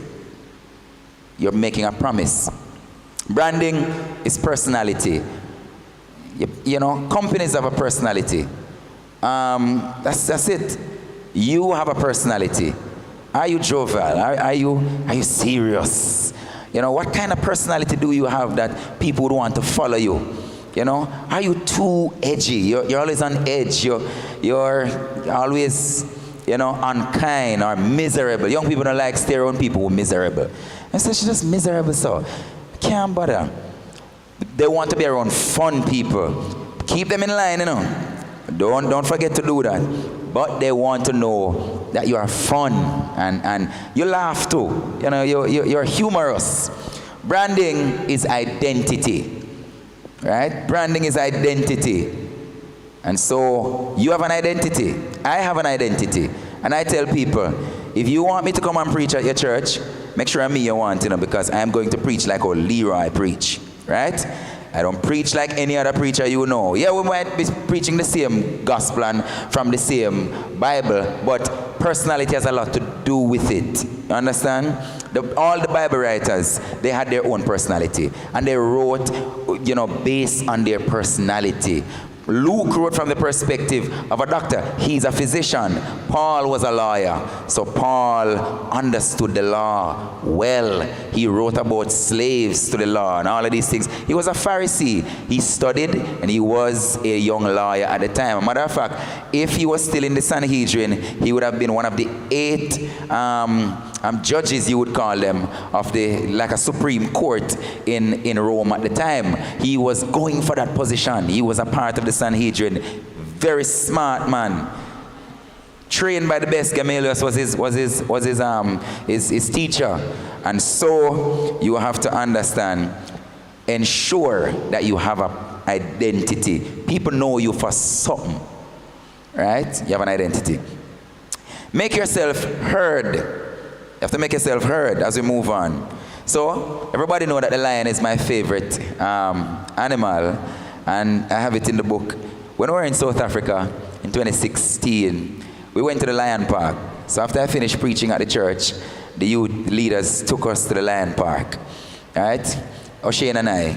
And so I saw this big sign, lion park, and I said, Lord Jesus, I hope them type them lion properly and put them in bush for them for there. Anyways, so when we went in, the lions were just behind like them diamond fence business. And I said, what? Really? Diamond fence? Let's put a lion jump over. You know, Jamaicans don't really mess with nothing bigger than a cat, you know. You know? But anyways, the man told me that they have electricity in the fence. And by now the lions would have understood that if they touch it. So O'Shane and I were looking at this lion, and O'Shane is going roar because we wanted him to roar. You know? And we said, O'Shane, leave the lion alone. And the lion came closer and closer, and him just gently, I think, opened his mouth, and you could just hear the depth of the roar coming out. I mean, I had to back off. I said, no, sir.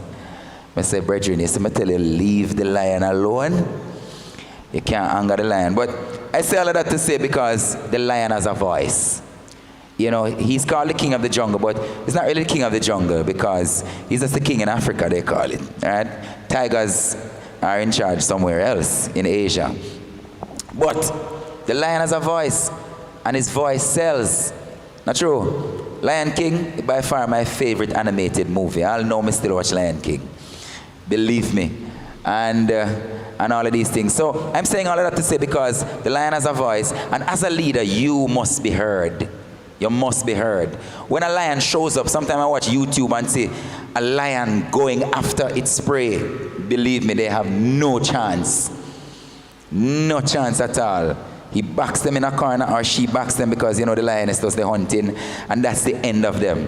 When he roars, no wonder Jesus is called the conquering lion of the tribe of Judah.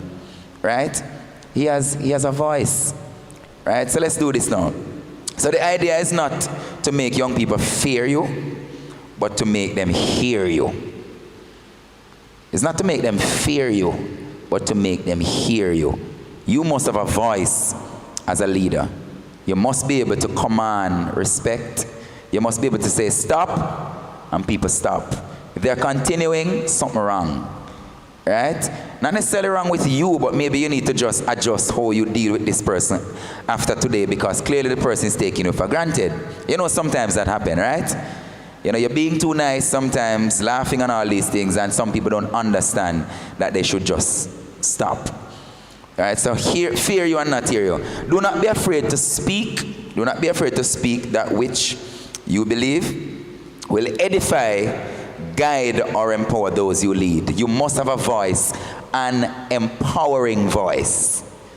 So when people hear you speak, try to speak in an empowering way. In other words, if I'm going to do a live, on Facebook or YouTube, well, I mainly do Facebook, I have to look over my stuff, I not just click live button and chat foolishness online, I am a brand, you know what I'm saying? I have a personal brand to keep up, Yeah, man, I have a reputation, man. When you see Leroy do a live, it must make sense.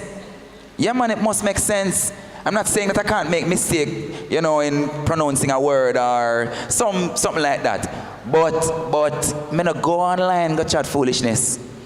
When I click the live button, I have to prepare for this. Because people are going to come on to hear what Leroy has to say, and God forbid them hear foolishness. Now, you can disagree sometimes with what I have to say, but as far as I am concerned, I want to say this. So it's the same thing for us. We must be empowering with our voice. When you preach at your local church or teach, ensure that you, on a youth Sunday, you let your voice be heard. Address the congregation. You can't be a youth leader and don't want to be the main speaker during youth Sunday and these things. You might can't preach, but plan a sermon. Plan something. You understand? Even if you're going to have another speaker, do something. Address the church. Address the young people and the church together so that they will know that, yeah, man, your youth leader makes sense. You follow where I'm going? You need a voice. So youth ministry can be intimidating and frustrating if you allow it to get the best of you. Youth ministry can be intimidating and frustrating if you allow it to get the best of you. Youths are searching for a voice. That's the last one. Youths are searching for a voice to follow. They are searching for a voice to follow. All right? Skip. So we are now what? How do you think you'd see you? How do you think you'd see you? So each question, the words are there. So you're going to score yourself again. So if it's strict, and you put yes or no. So for every yes, it's 40 points. Every no, 25. And uncertain is 15. Right? So yes, 40 points. No, 25. And you is uncertain. So strict, what would you give yourself? Are you strict with your voice? Well, not really your voice, but your leadership. All right? Let's move on. Are you merciful? Do you consider yourself as a merciful leader? You have mercy on people. All right? Funny. Do you think you're a funny person? You laugh occasionally, and young people they will crack up around you. Do you think you are funny? All right? What about humorous? Funny is different from humorous. Humor is a little, you can have dry humor. You say it, but you don't really laugh, but people will laugh. So are you humorous? Do you find fun in serious things sometimes? Right? Judgmental. Are you judgmental? Okay. Weak. How do you think people see you? Think they see you as a weak leader? Okay. Autocratic. My way or the highway. None of them now go because me say so. All right? What about democratic? We vote on it. Or we give other people a chance to share their opinion. Calculate your thing and let's see.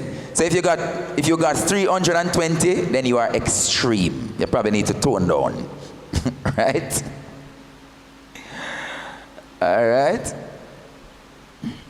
And if you look at these characteristics, are different from the first set. These can be extreme. The other characters are characteristics rather. They are needed, right? So if you get 320, you're extreme. If you get 260, you're balanced. And if you get 250 and under, then it needs improvement. Talk to me. Any extremists? Anybody on the extreme end? That's why I never tell you the scores and the tallying first, because I don't want nobody. I want you to tell the truth. Right? I don't want you to say. Ready? Anybody get 320? 320? 260? All right, so if you're under 320 and in between 260 there, it's balanced. Yeah, it's good. But if you get 260, 250 and below, need some improvement, right? So that's how we use to. You can judge yourself from this. All right, let's jump over to the next page. So that was how people see you. So 5 benefits youth leaders achieve from personal improvement as a brand of quality. So when you decide that you're going to improve your brand, you know, there are some benefits to it. And improving your brand, as I said before, could be even how you dress, you know, even how you speak about certain things, how you share your views on certain things. Personal branding is everything about you, you know, the things, how you upgrade your knowledge about certain things. You want to be in the know, you know, you want to, for me, I can hold conversations with almost anybody, you know, because I have a strategy of getting in the conversation and maintaining the conversation. Even if I don't understand one thing sometimes, I stay on a certain level sometimes, and I learn. You know, my wife is an attorney, I am not a lawyer, and we can have discussions about the law, because I understand a lot about the law, but she studied it, so she will give me the terms, and by now, she would have used a lot of terms, you know, that I understand now and I can use back when we are having a discussion. Like she would say, I did the affidavit, or I made a submission, and the submission was so and so. I understand what she's talking about because we have discussions. You can imagine if I never tried to understand the legal terms sometimes, she and I would never be able to have conversations. Not true? So I have to upgrade myself and understand the terminologies too. And sometimes I go like I'm the lawyer too. You understand? And you know, we go to court sometimes. Yesterday we were in Westmoreland and so on. She had court. But I'm just saying, sometimes I go with her on our way back. We're talking about, you know, stuff and thing. But I'm just saying, upgrade yourself that you can understand. Watch the news.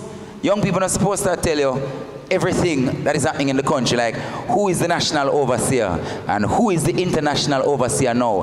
And did you know that the name changed from parish overseer to parish supervisor, or national overseer to national bishop and all? You might have not gone to the assembly, but seek to get some information from those who went, so that you can share with your young people and upgrade yourself. So these are things we need to know so that we can have answers to certain things. Amen? Number 1, recognition. Right? So you get recognition right there. Youth leader automatically becomes the face of the youth ministry, similar to the logo of a company. Right? Just like the logo of a company, youth leaders will, you are the face of the youth ministry, just like a company, a CEO who is the face of the company. Right? Number 2, openness. Share how you have overcome and do not be afraid. Share, man. Sometimes the young people them feel like we're a robot. We never ever talk about some things. When I say I must share your deepest, darkest secret now, you know, because you have to be careful. They will use it back against you. However, let them know that you did have one boyfriend, you know, one time. Let them know that you were attracted to somebody, you know, before you got married. You know, let them know that you and your husband dated and some of the things that you did on the date, you know, him carry you out and so on. Let them know you had struggles and still struggle, but probably not everything. You understand? They need to know that you are open. Sometimes we behave as if we never, ever do anything wrong. Yeah, man, we're perfect. And so before they start to share it with you, them say, no, she's not going to understand. She won't understand the love that I have for him. She's too perfect. No. Number 3, a thicker skin. A thicker skin. Thicker. Thicker. You can't be too thin skin, man. As soon as somebody says something to you, you just jump and argue. And so forth. So the Bible said David was greatly distressed because the men were talking about stoning him. You can hear? Still can hear? A little? All right. I can continue. You're hearing a little? All right. All right. So remember David, you know, the Bible said David encouraged himself. David go one side and go bawl to God. David never cussed the man them and say, oh no, ungrateful. After me, I want to go a war. And what happened is that the enemy, when all the men left to war, the enemy backtracked them, came to the camp and kidnapped. Why coming like the rain and compete with me? The rain say, you think you can go higher? Me can go higher than you. All right, God, you win. You win. You're the boss. All right. So David never, you know, but he encouraged himself and so on. So let's move here. People will have many views about your personality. You will not be able to satisfy everyone, and not everyone will like you. Look here, you could have taken out your heart out of your chest and say, some people are going to hate you. You will never be good enough for some people. You will never be the best leader. You will never be their number one youth leader. You will never be their number one whoever. Some people just are going to see you and not like you. Did you know that some people, you can remind some people about an ex-girlfriend? Yes. Some people will see you and you just look like them ex. Or you talk like them ex. Or you walk like them ex. Them not know you, you know? But psychologically, you just look like somebody who them not like. So I'm just going to the extreme end. While you do have some people who know you, but they will never support your ministry. That's fine. You are not the Lord Jesus. That's fine. I don't spend time trying to convince people. You see it, you are convinced, fine. I just hold up my end of the bargain as a leader, right? So I'm not saying that sometimes we can't put in an extra, but take it from me. Some people will see you and just not like you. Number 4, trust, right? So personal branding builds trust. People will only follow who they can trust. People will only follow who they can trust. It is said that people don't buy products, people buy personalities. People don't buy products, people buy personality. So I was talking to a client, and, you know, top lawyer. So I had a meeting with the person busy. All right, Mr. Hutchinson, let's talk. I will move, when I start talking about business yet, it was fascinating about me being an author, writing books and blah, blah. We talk about that and we talk about that. And I'm a Christian and da-da-da, and Percy's a Christian too. And I say, all right, so we had about 30 minutes talking, just talking, no business. And then she said, you know what, Leroy, I'm going to do some business with you. Now we're going to talk about business yet, you know. And she took out her checkbook and she said, how much? We wrote a check, that was it. People buy people. People buy you. Some people don't buy a watch because the watch is good. People buy the watch because celebrity are wear the watch. And people have a concept in their mind about being like the celebrity. People don't buy Puma because Puma is the best shoe in the world. They buy Puma because Usain Bolt broke the record in it. Yes, when Usain Bolt broke that record, Puma's sale went sky high. Because people don't buy products. Many times people buy people. Right? It is said people don't leave churches, they leave their pastors. People don't leave youth ministry. Sometimes they left the youth leader. It's not the church or them problem. It's the pastor or the leader in an area. I know the church, because them gone somewhere else, gone to church. Not true? Yeah, they're still Christians. It's just the leader they had a problem with many times.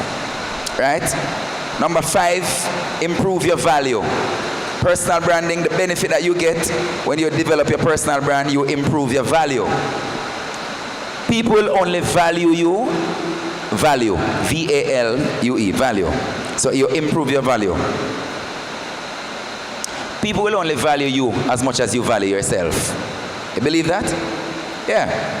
People will only value you as much as you value yourself. So if you don't put a value on your brand, so can you imagine? I drove to Montego Bay, came here, nobody's here for the training. Nobody. Call Alicia. Alicia say, I'm just talking. I know she wouldn't do that. But Alicia say, Leroy, we're not having the training again, we just can't bother. And then the youth leaders can't bother either. No, that wouldn't work. It means you don't value me as a person, as somebody who comes to deposit knowledge and wisdom and improvement. And so when you allow people, sometimes if you don't value yourself and your gift and that is why some people don't like to give things free, because you see, when people get things free, they don't understand the value of it many times. You have to pay for it. If I even want sweetie, then make you pay for it, because you don't understand until you exchange value for value. Yeah. So even some courses that are free, and some people start the course and then them drop out. Them not sending no assignment. They don't finish the course. Why? Are free. If you had paid $50,000 or $40,000 for that course, I am sure you would think twice before you waste your money. Not true? Value. So follow my example as I follow the example of Christ, Paul said. Right? So people value us as much as we value ourselves. Let's jump to the discussion quickly. So the question is my life worth following? When you look at your leadership, your personality, your brand, do you believe right now that people should follow you? Yeah, fair enough. Yeah. And that's what Paul said, follow me as I follow Christ. Right? And so you really have to ask yourself a question. If I was 13 and coming to the church that I am going now, would I want to go to youth ministry? If I was 12, if I was a teenager, would I go to the same youth ministry that we are operating today? Tell the truth. You don't have to answer now, but think about it. Is the youth ministry fun? Is it packed with wholesomeness? You're dealing with their spiritual, you're dealing with the emotion, you're dealing with the fun, you're dealing with the psychological part, you're dealing with different. Would you go to your own youth ministry? That's a question for all of us to ask, all right? So let's jump to session 2, quick, which is phase 4. So in this session, we're going to look at the tools you need. The tools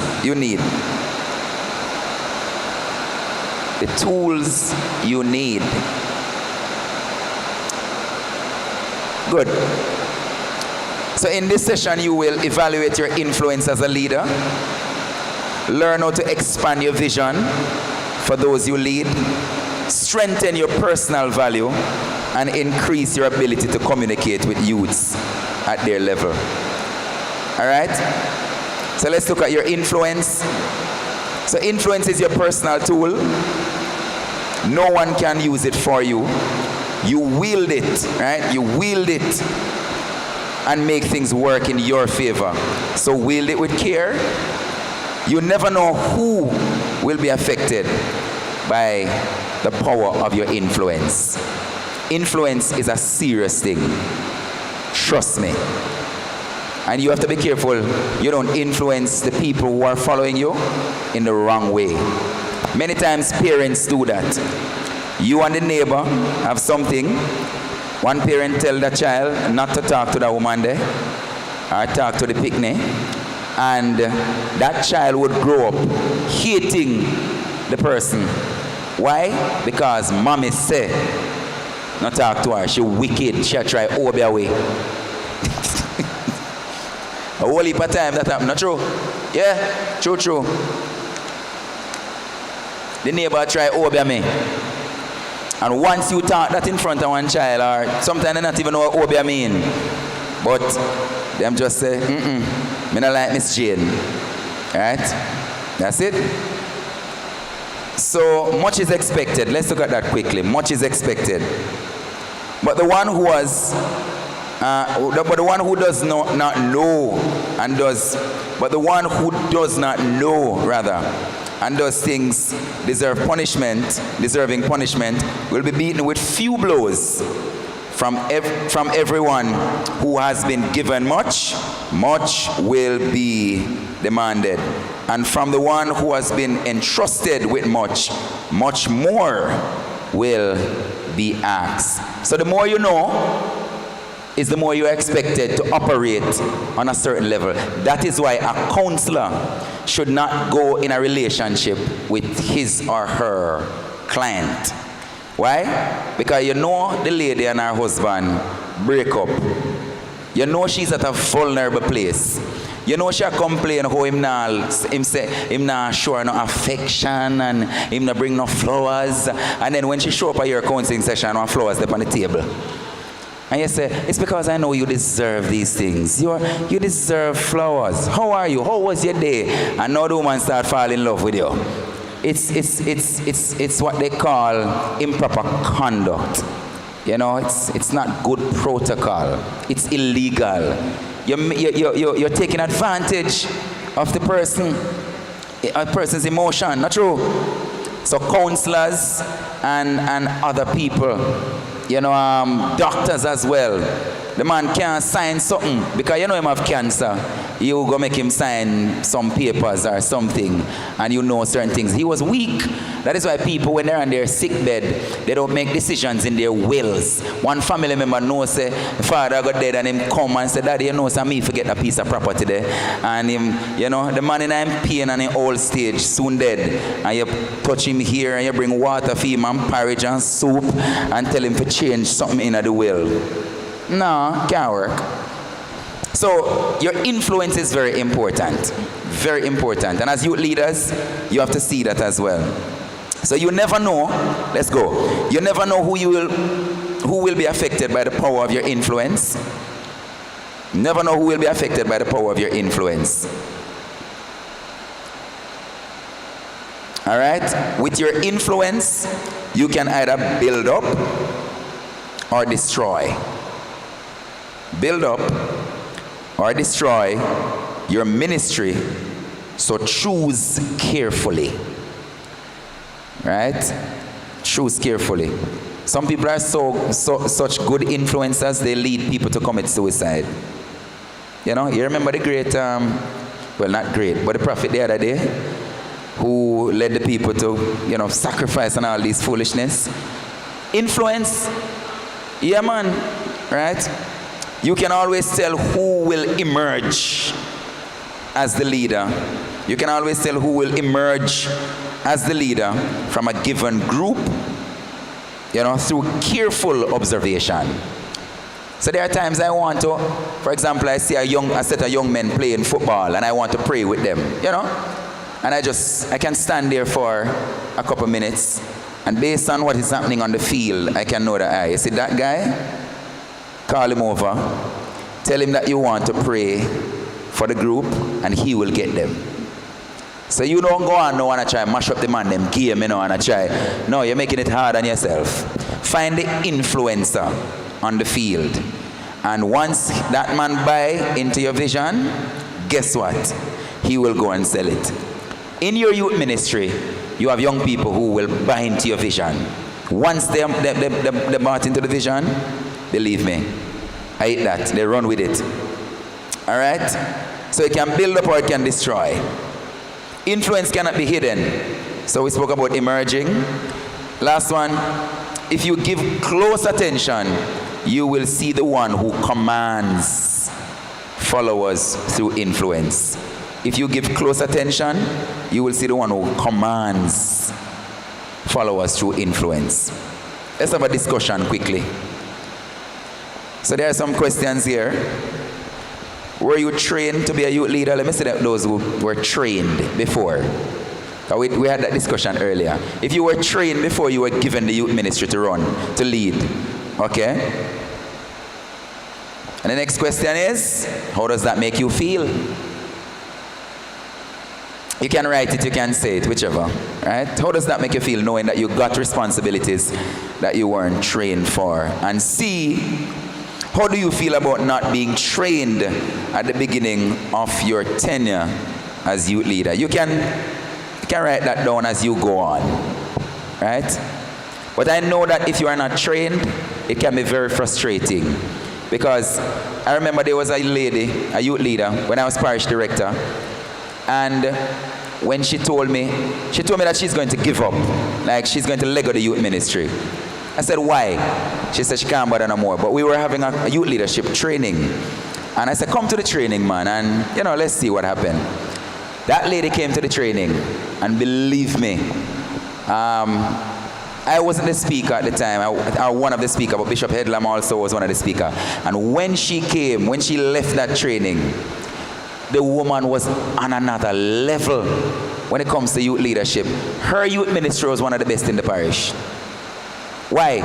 Sometimes people are tired, and it's not because they want to give up, they just don't know what else to do. They need an upgrade.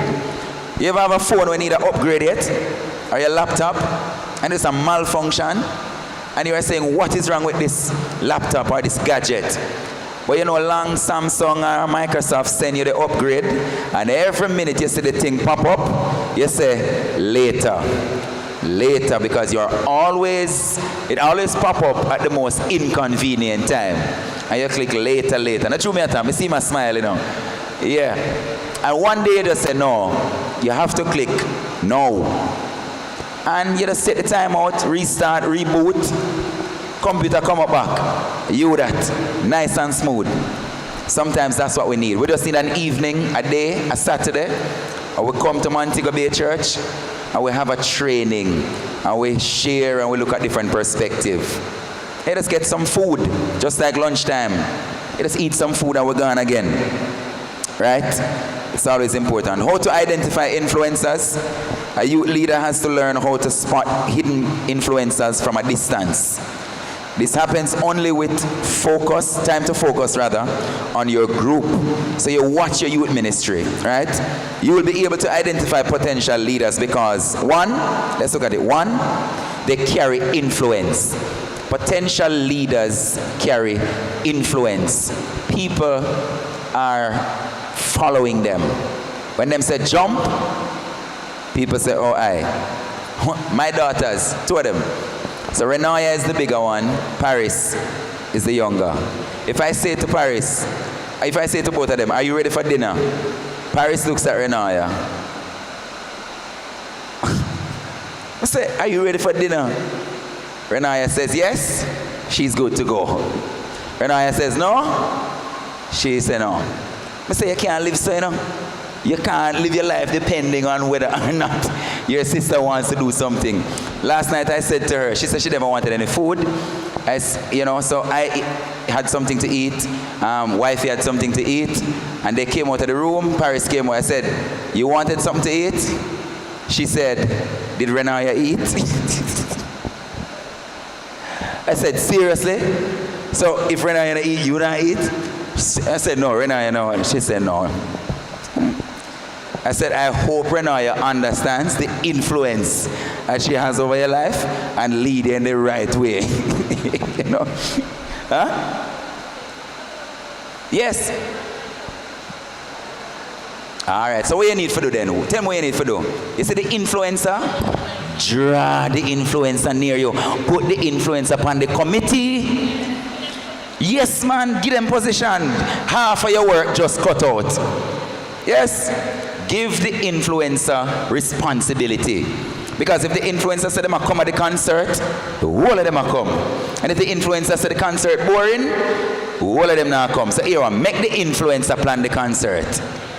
Yes, that's how I do it, you know. Look here, man. I've been in youth ministry for, I'm 36.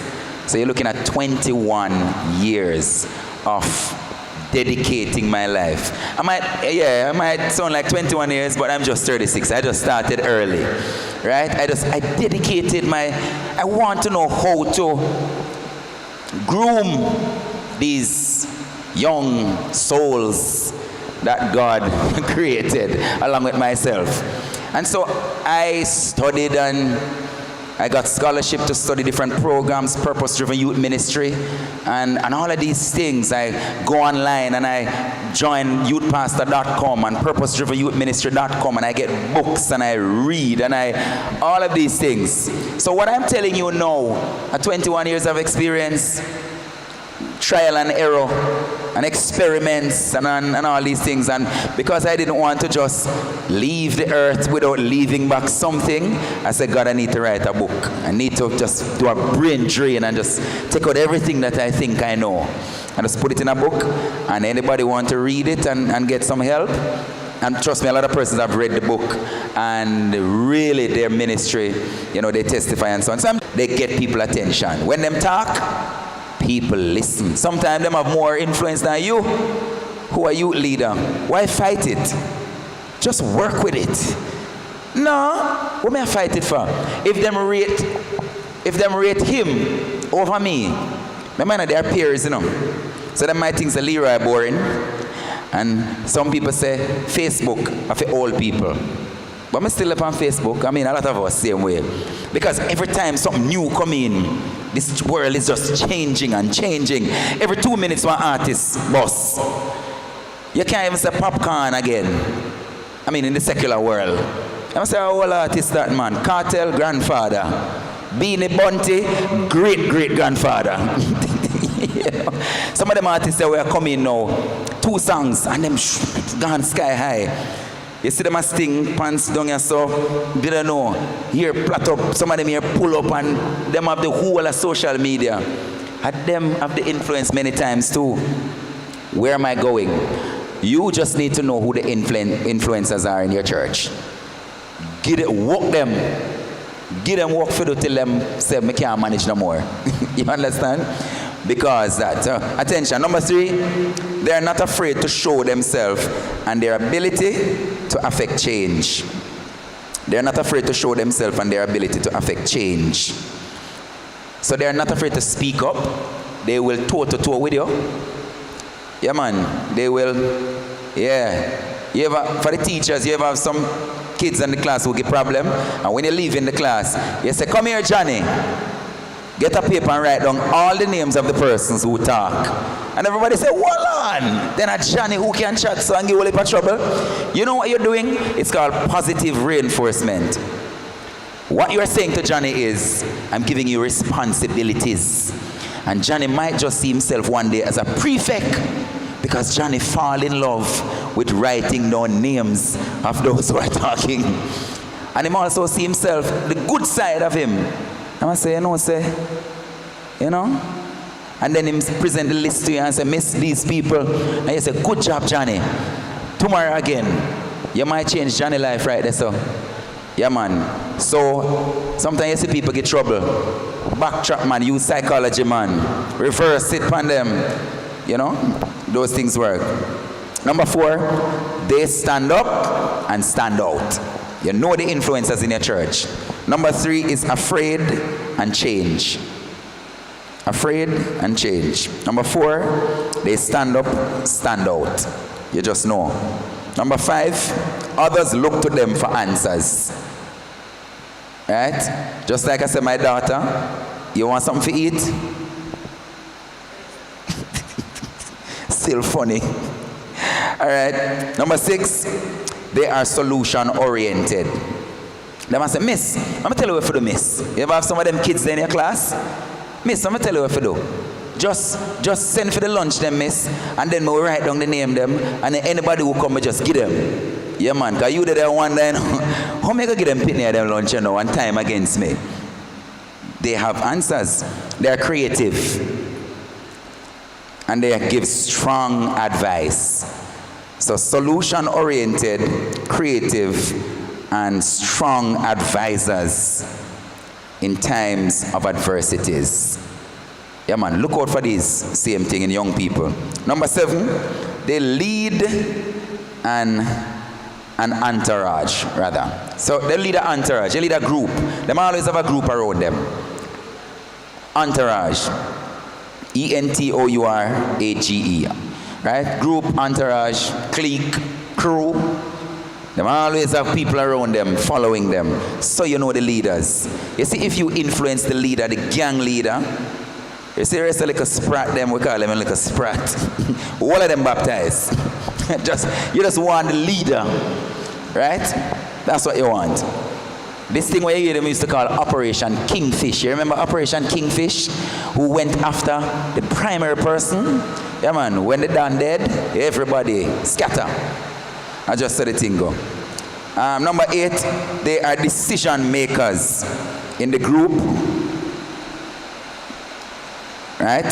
Though they are not talkative. Though they are not talkative. So, I want you to write 5 names. Write the names of 5 influencers in a youth group. Now that we talk about influencers, write down 5 names. Quickly. I'm giving you 2 seconds. 1, 2. 5 names. Think about some of your young people. Because I don't want you to leave here and don't write it and then you forget the whole thing. 5 of those young people who you believe, you know, come to think of it, they're influencers, you know, and they can really help me to make the youth ministry better.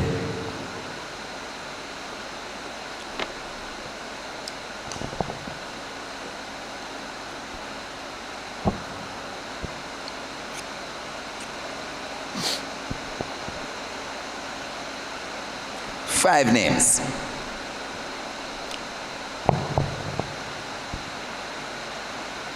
Finish? Finish, Andre? That was easy. As a man, take a beer, go on. All right. So you can go and think about them, and as you remember them, you can write them down. You know, but don't be too hard on them, right? Once you see them have some influence, these are some of the people you can pull on your committees now. You know, and you can expand your committee. You already have an assistant youth director, have another assistant. You know, you already have a secretary, have an assistant secretary, because you want to give them things to do so that they can start develop responsibility. Let's look at phase 5. Wrapping up, as you realize some are shorter than some. So we're going to be out here soon. Your vision as a youth leader is very important. Your vision. So your ministry will not survive without vision. Neither can it grow beyond your vision for it. As the youth leader, you are the visionary of the organization. What you see is important. What you see will determine where and how far you go. You believe that? You are the visionary. If you don't see a youth ministry that is thriving, who will see it? You are the leader. Right? Let's go. What you can see. A clear vision. Let's look at that. A clear vision. A clear vision is important.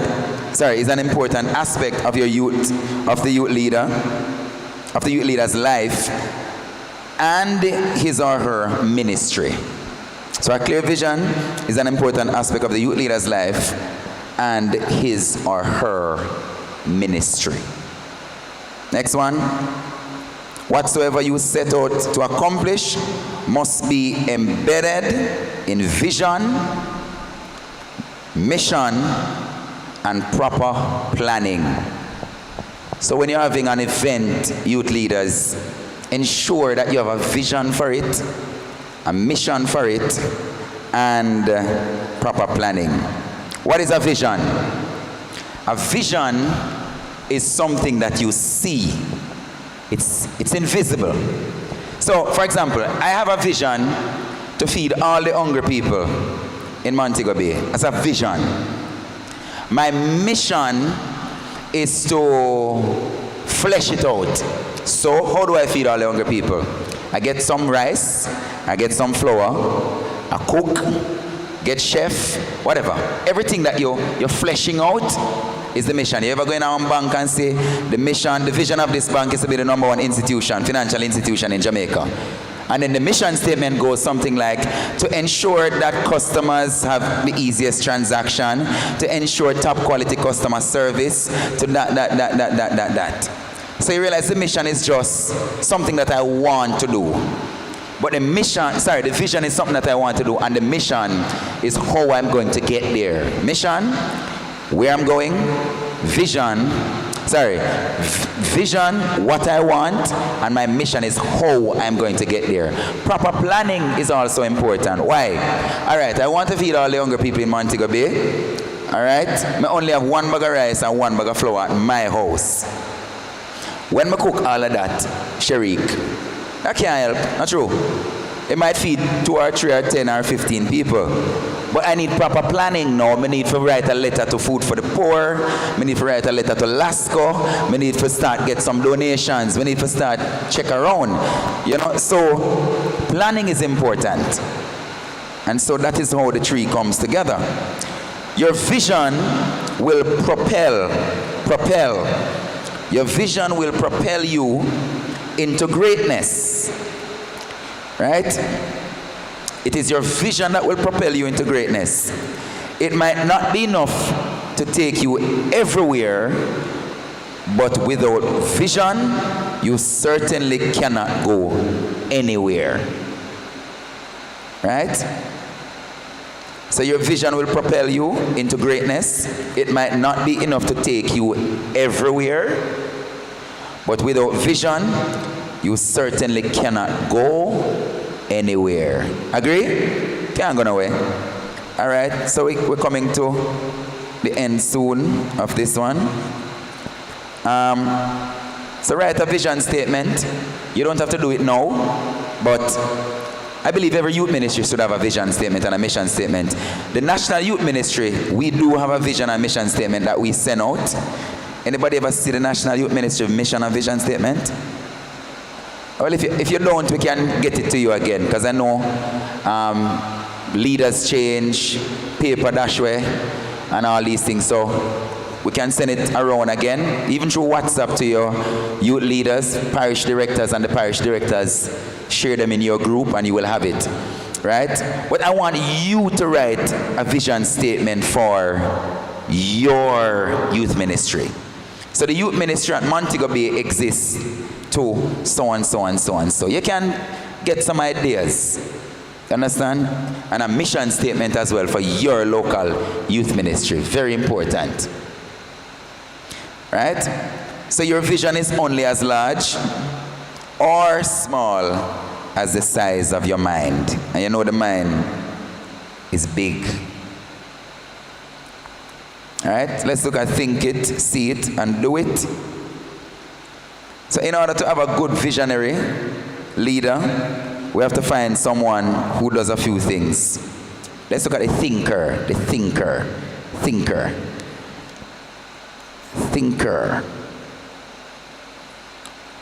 So the thinker now, everything starts in the mind. Everything starts from the mind. This phone starts from the mind. Ever think about it yet? The glasses you're wearing, the pen in your hand, the book in your hand, the chair you're sitting on. It was just a thought. It was just an idea, you know? An idea worth billions now. Everything. So thinkers are very important. Thinkers are emotionally intelligent people. Emotionally intelligent people. Thinkers learn how to manage their thoughts as well, all right? A leader who thinks about developing their ministry will undoubtedly arrive at a solution more rapidly than one who doesn't. So a leader who is constantly at the drawing board, wondering, how can I make this thing better? You'll find a solution. Thinkers are people who never underestimate the power of the mind. Thinkers are people who never underestimate the power of the mind. All right? So here are some of the emotional intelligence-related attributes that innovative people share. I'm going to share some quickly. Thinkers have their ego in check. So you can't be too, sensitive about everything. You have to check out, have your ego in check, man. They are confident people. Confident and not arrogant. Major difference. Some people are just overconfident, So they are continually curious. They want to walk on, curious. They are continually curious about something. Have you ever experienced that before? You just even YouTube, you just watch some things sometimes. Yeah, man, some ideas come to my mind, I'm just type it into YouTube to just hear. For example, how does the president of the US gets protected? What does his Secret Service look like? What does Air Force One look like on the inside? What does that? You're just curious about these things, and you just YouTube it, and wow, really? How did England came about? When I watch that thing again, I'm thinking, wow. All of these things. And some of those videos, have the thing that to make it, you understand it easier and so on. They are good listeners. Good listeners. It's very important that you're a good listener. You know why? McDonald's. Everybody know McDonald's, right? The fast food, McDonald's. Now, when McDonald's started, as a matter of fact, the owner of it now, he's not the original owner, It was a two brothers, who started a McDonald's restaurant in an area in the US. And a salesman, met them, called them wanting to sell, I think it was printer, one of those gadgets he's selling. And when he went, he stood at the restaurant, people were buying McDonald's in America at the time, and he fell in love with the restaurant. And in trying to do business, he thought to himself that he would do a franchising situation. So they would sell him a franchise, put it in another state. They said no, they tried it one time and it didn't work. So there's one McDonald's, one restaurant. And he started, and he convinced them. And he mortgaged the house and everything. Some businessman always try everything. And his wife was so fed up with him. One more business, you really are going to one more business. And he mortgaged the house, and never tell the wife. When he was at the bank, because the bank kept on calling him, because he started a different McDonald's, but he wasn't getting enough percentage, because when a fee money started, it's franchisers, or they call them franchisee. But he's getting a small percentage. Now we're can't pay him bills. So the bank kept on calling. The wife answered the phone one day and confronted him, and so he had to go to the bank. Talking to the loans officer said, nope, we're going to take away the house. You need to do something. You're back on your mortgage, on your payment, blah, blah, blah. A guy was walking in the bank and overheard the conversation. Met him on the road and said, I need to talk to you. When the guy went to his office and he showed the guy his financials, the guy said to him, I don't remember his name, he says, you're not in the burger business. He says, you're in real estate. I said, what? Man said, yes, that's what you're in. Real estate business. And then the guy said to him, look here, let's lease all these lands and blah, blah, blah, blah, blah. And then you're getting commission, plus you're getting that, plus you own the land. So you buy the land, lease it to the person who opened the restaurant. And so that's where the idea came. I'm talking about listening. The guy who stepped in the bank stopped, and he heard something, and he listened, assessed the situation, met the guy, told him what he was really in, and the guy admitted, and they started to own the lands. Now McDonald's is one of the biggest real estate owner in the world. And a burger the man make money off, you know. It's the lands.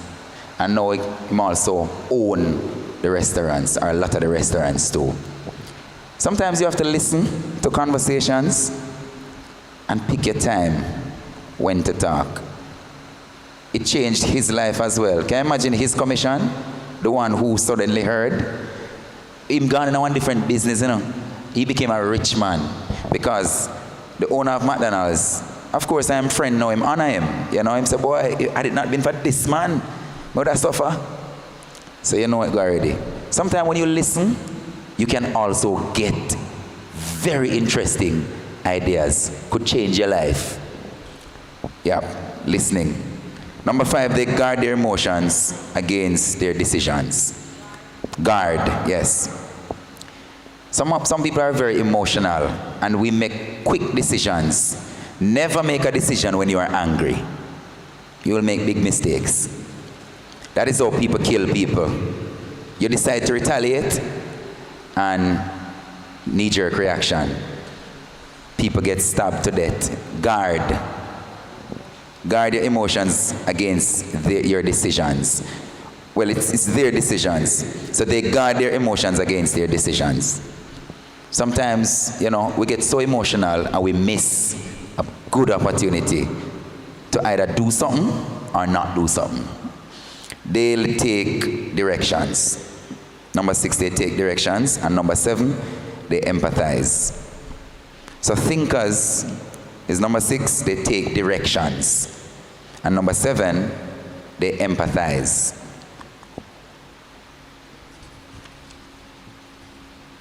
So the visionary, all right, so the visionary, do not merely listen to the word and so deceive yourself.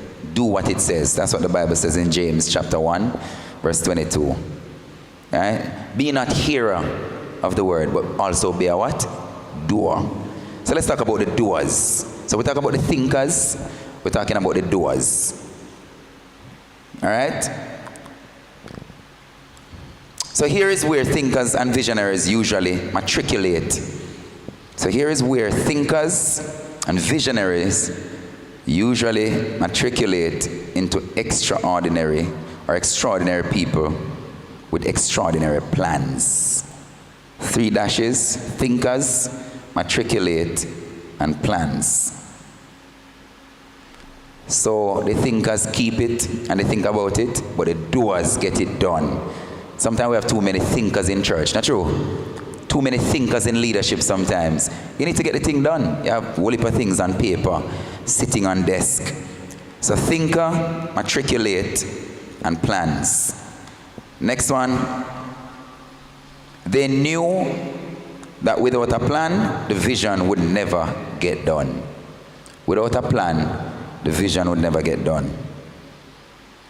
Doers know how to make it through the stage of infatuation. So, yeah, of infatuation and turn the vision into reality. Some of us have very good ideas. You know, I'm going to do this, I'm going to do that, but I don't know when to do it. Right? Doers get results when others are still stuck in the first 2 stages. So the first 2 stages are, you know, thinking and infatuating. But doers say, hey, roll up your sleeve and let's get this thing done. A vision without a plan is just a dream. A plan without a vision is just drudgery, right? But a plan can change the world. It's an old Chinese proverb. Very important. If you're going to have a plan, have a good plan. Make your plans with more people in mind.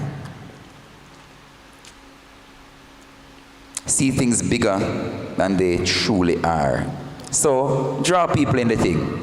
You know, let the committee come and help you plan for the month or for the quarter. You can't just, because if you don't involve people in the vision, then they won't be a part of the vision or feel like they're a part of the vision. Not true? Yeah, man, draw them in, man, and hear their opinion.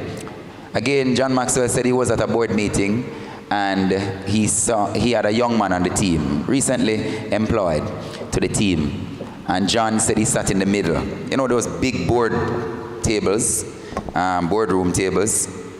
And John sat in the middle, and the guy said, you know, Mr. Maxwell, I think you would sit at the top of the table because you're the head of, you know, I thought you would sit at the head of the table. And John said, son, wherever I sit is the head of the table. You know, because guess what? I'm the leader. And it doesn't matter where I sit, everybody will have to turn and look in my direction. That's true. So don't be insecure when it comes to making plans for the youth ministry or for anything that you are leading.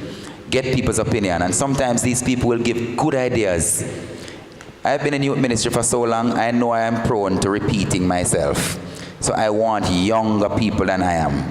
Younger people to come and give good ideas. Make them chair the committee, man. Even the conference that we're having in November, I'm not the chairperson of the committee. They have a committee. Just tell me what's happening. You understand? And so forth. So have them a part of it. Be strategic, be intentional. Be strategic, be intentional, and be careful not to limit yourself and God. Think outside of the box, man. Think outside of the box. All right, next page. Plan big, but be realistic at the same time. Plan big, but be realistic at the same time. Big, B-I-G, big, but be realistic at the same time. So sometimes you're planning an event for the youth ministry. Yeah, you're a visionary, but why you don't budget for $1 million? You know, say. You don't have the money, right? Vision statement for your youth ministry. Oh, sorry. The vision statement around the other side was for you.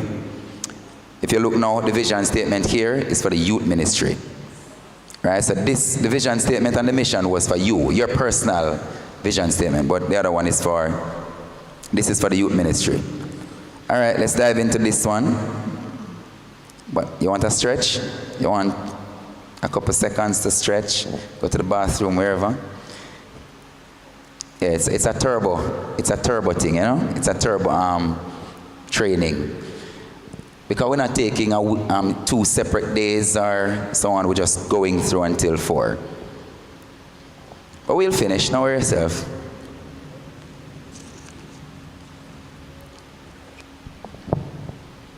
All right? If you want some water, if you want to. We're cool? Everybody all right?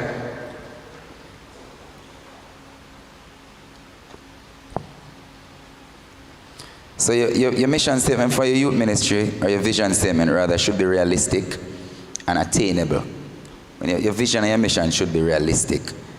And so you realize we're not dealing a lot with the mannerism of young people or all of these things in the ministry. It will touch it too, but I believe if we transform the leader, if the leader looks at his or herself, then the ministry, when we go back to church and go back to our respective areas, you know. So number 6 really speaks to our value. Your values. Values. I shared this story in the book. When I was in high school, I was at the canteen line. Now, at the canteen line, I ordered a lunch, box lunch, and a small box drink. After receiving them, I realized I got one of the bigger box drink with the lunch. Too much crowd rather, too many people, couldn't bother go back, you know. I'm a Christian, you know? Couldn't bother, I was a teenager, but still Christian. And I took the, you know, eat, drink. The same day, I had a phone, Centennial. I don't know if you remember that company that came to Jamaica, Centennial. Yes, my mother had purchased a phone for me. I had the phone in my bag. Somebody stole the phone. Now I don't know if God had tried to show me something or not. I don't know. I'm not so super spiritual. But I picked something from it. I picked something from it that, Leroy, you were very dishonest. in not taking back this thing. And whether it's God or not, I got something from it. That honesty is always the best policy. Somebody stole my phone, I stole the box drink. What's the difference? You see where I'm going? Anyways, you know, and I put it in the book for a reason. Another day, you know, within the same probably 2 weeks, I went to the canteen again. I don't know if God a test me or Satan attempt me. I ordered a big lunch. I ordered a small one. I got a big one. And believe me, I took it back. I mean, I didn't even leave with it. I gave it and said, no, that's not mine. I ordered a small one. I got a call. My mother called me. Well, when she came home, and she said, Centennial tracked the phone and found the person who had the phone. And I got back the phone. Now you tell me. Boy, I don't know. I said, God, I must you. Because it worked out, I kid you not, it worked out in the exact way I'm telling you. And so, you know, as I'm writing, you pull on experiences and different things that happen in your life to make points. You know, and so I pulled on this to talk about personal values. What are values? You know, so when the integrity of an organization or structure is being tested, only a strong foundation can determine a positive and lasting outcome. Youth leadership needs strong, durable, and purpose-driven individuals who will stand on values that will survive cultural storm and turmoil. So as a youth leader, you have to have values. You know, as a Christian, you have to have values. And that will help you to go through the different turmoils of your life. Relationship, finance, you know, whatever it is you are going through, personal value. What are values? Values are like honesty, loyalty, integrity, you know, all of those things. Tell me another one. Responsibility or respect. You understand? These are professionalism, love. So everyone should have value. One of the biggest atheists this world has ever seen, it was as a result of his father not demonstrating Christian values as he should. It is said the boy's father got punched in the face, and the boy's father, who is a pastor at the time, a religious leader, returned the punch to the man. And that boy couldn't understand why daddy would do that. And he, from that day, never believed in God anymore. He became one of the biggest atheists this world has ever seen. All because daddy made a mistake, yes, but daddy never practiced what he was preaching. You see how important it is? Human beings are like sponges. You throw water and them just... So make sure that what we are living, our young people can see it as value. All right? Let's look at foundation. Foundations matter, right? Core values are similar to foundations. Your core value. If you look at this structure, they have to build it. This morning I learned that there were like 2 more floors down, right, Andre? 2 floors down. You have 2 more. This is the 3rd one. Oh, it's 1. Okay, cool. But look at this building. It has to be on a firm foundation, not true? It has to have beams, and especially when you're building in hilly areas, those things are very important. It's the same thing for your foundation as a leader. You have to stand up on something, you know, or else any little breeze come blow you away, mash up your ministry. You will know a lot of people that the foundation never strong, you know, ministry mash up. Because it's either them thief up the money, or some sort of sexual something, or people accuse them of something, and lo and behold, he's guilty. Why? Somewhere along the line, the foundation never strong, and the thing tear down.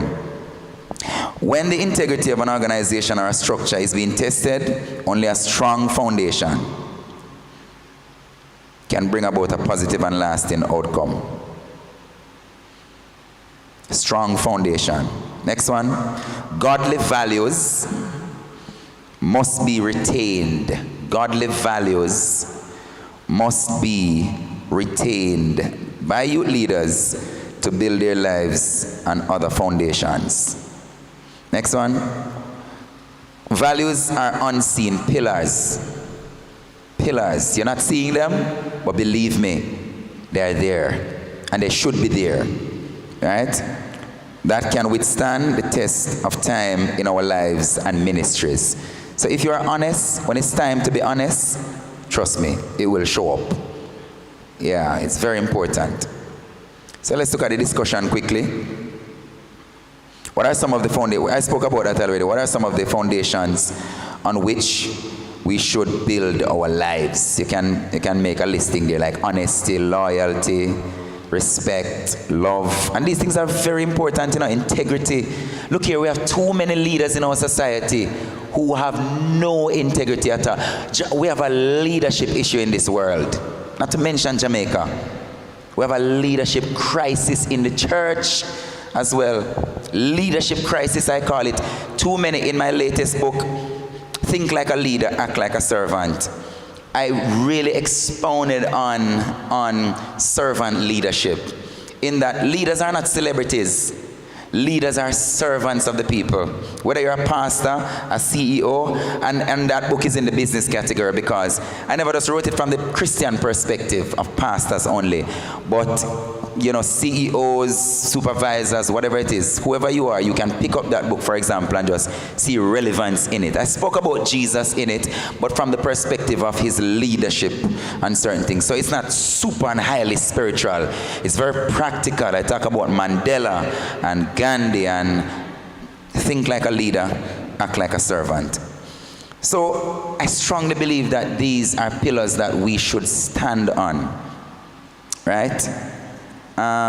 So you can write down those things in your time as well. So here are 3 core values worth building your youth ministry on. 3 core values. We're just giving 3 of them. Prayer. Right? Keep an open communication with God at all times. Doesn't matter what is happening. You can't be having games. Young people need to know how to pray. Young people need to know that God is real. We had a prayer meeting one morning, 4 o'clock prayer meeting in youth ministry, Youth Sunday. So we normally just have some 4 o'clock prayer meetings on Youth Sunday morning, right? And it's the same community, so everybody just wait on each other and come out by about 4:30. Pray until probably 7, 8. We go back. One morning, we couldn't stop praying. People were just into it. The Lord just showed up in a different way. Baptism happened. Let me tell you, pastor came in, we were still there praying. We should have left already, go and get ready. But the anointing was so heavy. The young people, they were still praying, and we were all there. And pastor came in, other persons came, and believe me, that was the service for the morning. They just joined in. Then we had a baptism. And all some of the young people who never really forget baptized and no one changed them life, they were a part of the baptism as well. We baptized a couple people well that morning. Through prayer, nobody preached. We just prayed until something happened. Right? Let them pray. Because when they pray, they will also have a testimony that God helped me to pass my exam. It was God who helped me to come out of this situation. Me and the youth leader, and they prayed for me. Let them know that they have power. They can lay hands as well. Let them pray one for another. Anybody feel sick? Yeah, all right. Let's pray for each other. And when the sickness gone, they will come and testify that it is in youth ministry that we prayed and someone build their faith in God. Amen? So prayer is a good core value. Next one, honesty and integrity. Honesty and integrity. Doing what is right when no one is watching. And we realize that Joseph did that. When no one was watching, Joseph said, how can I do this great wickedness and sin against God? Yeah, man, it's needed. Number 3, thankfulness. Be thankful, be grateful, man. Giving thanks to God at all times for all things, no matter how small. So that is why one day we took them to mustard seed, as I was telling you, and then bring toiletries and different things and rice and flour, because I called the mustard seed community and asked them what we could bring, and they told us. And when I took them there, it was a December, it was our outreach trip, and they had share to trim the guys, and the girls plait the hair of the kids and so on. Some of them can't move, disabled and all these things. But when we were leaving, we spent about 2 hours there. We sing for them and clap and dance and so on. They really enjoyed it. When we were leaving though, and we were on the bus, I said to them, guys, let's do a reflection. What have you learned on this trip? And some of them said, well, Leroy, we realize we're taking our lives for granted, because they had to comb somebody's hair. And they said, we can comb our hair and do our hair. And there are people who can't do their hair. And there are people who can't clap. There are people who are complaining over food and giving our parents a warm time when these kids not even know them parents. I said, that's it. You have to be grateful. Some want to complain too much. You follow where I'm going? That's what I said to them. Let us stop complaining and be grateful. You would be amazed to know when you are grateful, how certain things just look small. Right? So the man who's driving the SUV, walking, would love to ride a bicycle. And you know the story there. The man who's riding a bicycle long for a car. And the man who drive a car long for a SUV. And the man who drive the SUV long for something else. And it continues. But everybody, probably not looking at that they should be grateful for where they are. All right? Yeah. Let's jump to 7. See, I told you we'd wrap up. So let's talk about your language. Your language. Right? No one asked us if we wanted to be young first. Therefore, being a youth is not an option. It is a way of life. So nobody never asked you want to be young before adult and you want to be adult before young. Maybe we would have choose young adult, or young forever. But I remember I was in South Africa and teaching some kids. We were at this doing an outreach at an orphanage. And there was this language barrier because they speak African or whatever language their tribes speak. And they couldn't understand me. I remember at one point I preached at a crusade. Believe me, by far the longest sermon I've ever preached in my life. Because I had to have a translator, or interpreter rather. Right? And so it's a prophecy church too, They heard that I was in the area. And they drove about 1 hour to come and get me. They heard that somebody from Jamaica was in the province, in Cape Town. And went to the crusade, preached. But while I was preaching, if I say, God is good, the interpreter would say, God is good. And that sermon took me about, if it's 30 minutes, it took me 1 hour. Because I had to wait on him to say what I say. And the church say, hallelujah, amen. And the man sweating, because the man preach and all tongues the man are speaking, I know. Yeah. Language barrier. Sometimes you need somebody to bridge the gap. Not true? Because young people speak a different language sometimes. Let's look at it quickly. So the language barrier, one of the most sensitive challenges for youth leaders is the ability to communicate with their youths. Communication.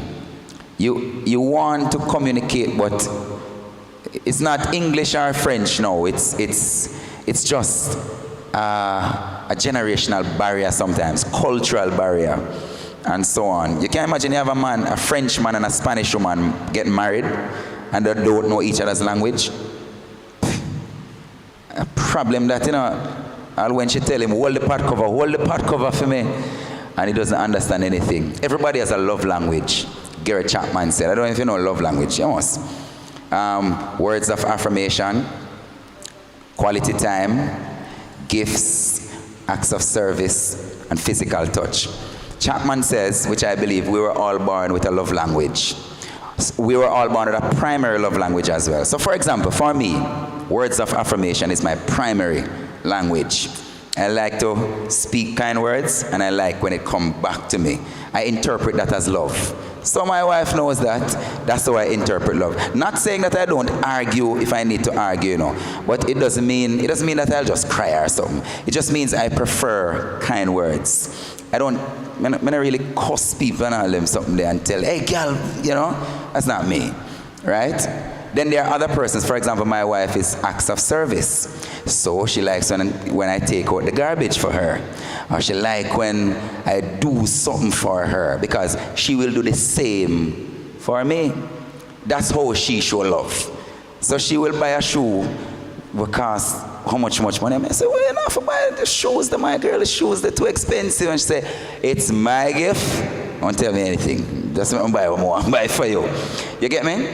So I'm just saying, quality time. Some people like to spend quality time with the person they love. And it doesn't have to be husband and wife, Friends too. Parents. Some people, gifts. When their birthday come around, they want a gift. Because when it's your birthday, them buy you a gift. Not true? And then physical touch as well. When in the context of husband and wife, that's different. But if not, you have healthy touch, of course. Healthy touch, that is. So, language, if a husband speaks words of affirmation and a wife speaks quality time, he has no time to spend with her. And she not give him words of affirmation. You know what going to happen, right? Problem. And when they sit in front of the counsel listen to them, and the counsel say, they two want to love each other, want to love each other. But here what the problem now. You need to spend more time with her, and you to speak to him a certain way. And it doesn't mean she talk to him rough, Sometimes it can mean, well done, honey, that's good. Or appreciate him, or appreciate her, or say something nice, or all of those things. Yeah, man. So you look at language, it can mess up relationships, even when people really love each other. So all you need to do is to take the time now. Like how you know English, you have to get a secondary language. So some always study Spanish in school and French.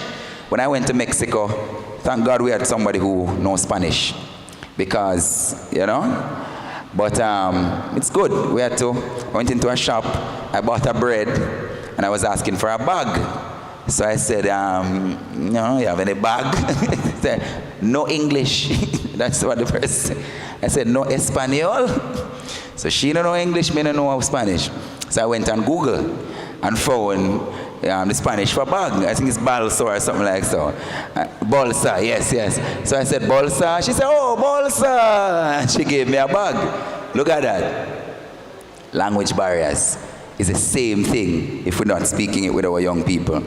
So let's dive into it again. Communication is critical in every stage of life and at all levels of relationships. Communication is critical in every stage of life and at all levels of relationships. If one cannot understand the other, then one cannot cooperate or coexist. It's going to be hard. That's why we have so many, messed up relationships sometimes. And not just marriages, even friendships, parents. Mommy don't understand you, and I don't compare my children because they are different. You have to understand your kids. Renaya is more booky, as in love to read. She reads all these stories. We go shopping and she takes up the can looking at the ingredients. I say, girl, I'm ready, put on the can. You understand? Because everything she catch.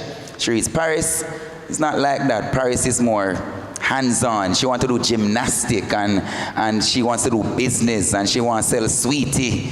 And she has this entrepreneurship thing about her. Renaya said, Daddy, just give me a position in the company. I don't want to do anything. I say, excuse me? And I saw this thing go. Because she's, in her mind, she's not business-oriented. They are two different kids.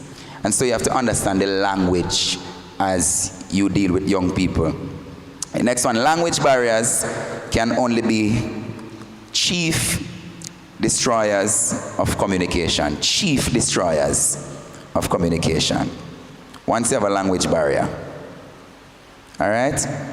You cannot compete with all the other messages being yelled at them. So mommy I say, make sure you get 10 subject. Dance all I say dance. The artist there say scam. The one there say this. The one there say that.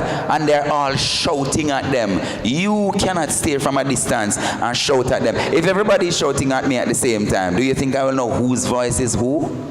No. I'm just hearing noise. You have to draw closer to them and let them know, listen to what the Lord is saying. You know, blot out everybody else. So that is why you have to really get closer to your young people and listen to them. Right? Communication test. Let's do the test. That's one of my favorite parts of the training. By the way, I've done this training on different parishes already. Right? Other parishes, a lot more persons. You know, so you're not the first. All right, let's do this test quickly. Communication test. So you have a chance to circle the correct answer. It's your book. So you realize that a youth is crying and refuses to say what is wrong. What would be your first response? A, find out what is wrong. B, call their parents. C, allow another youth to investigate. Or D, mind your business. No man, circle it. You can circle it. We're not tell the answer yet. So go ahead and circle. Yes, sir. I'm telling you, we're going up and down and on crossway. Number 2, if you heard that one of your teenagers is sexually active, how would you approach him or her? A, try to find out who is the boyfriend. B, speak to her about sex. C, make a complaint to her parents. Or D, get upset. All right? Number 3, a parent calls and informs you that one of your youth is constantly misbehaving at home. What would you say to the parent? A, tell the parent it's your child. B, tell the parent you don't know what to do. C, listen and speak to the youth after. D, ignore the complaint. All right, number 4. If Jenny told you that Simon touched her on her private area, what would your first response? What would be your first response? A, get upset on Simon for doing that. B, find out what transpired. C, tell Jimmy she's lying. All right? Tell Jenny rather, not Jimmy. Jenny, she's lying. Or D, call the police. Interesting, eh? All right, number 5. A youth calls to inform you that he is never coming back to the youth ministry because he thinks it is boring. What would your reply be? A, wish him well, or her, wish him or her goodbye. B, find out what changes could be made in youth ministry. C, get upset with yourself. Or D, ignore their feelings. Number 6, if your pastor embarrasses you in front of the youth group, how would you respond?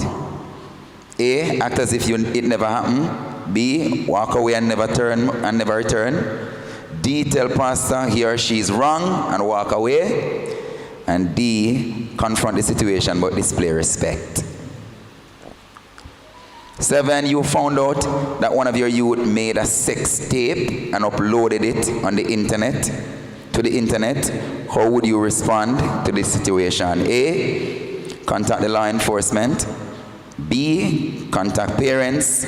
C, contact the youth. D, contact the other party in the video.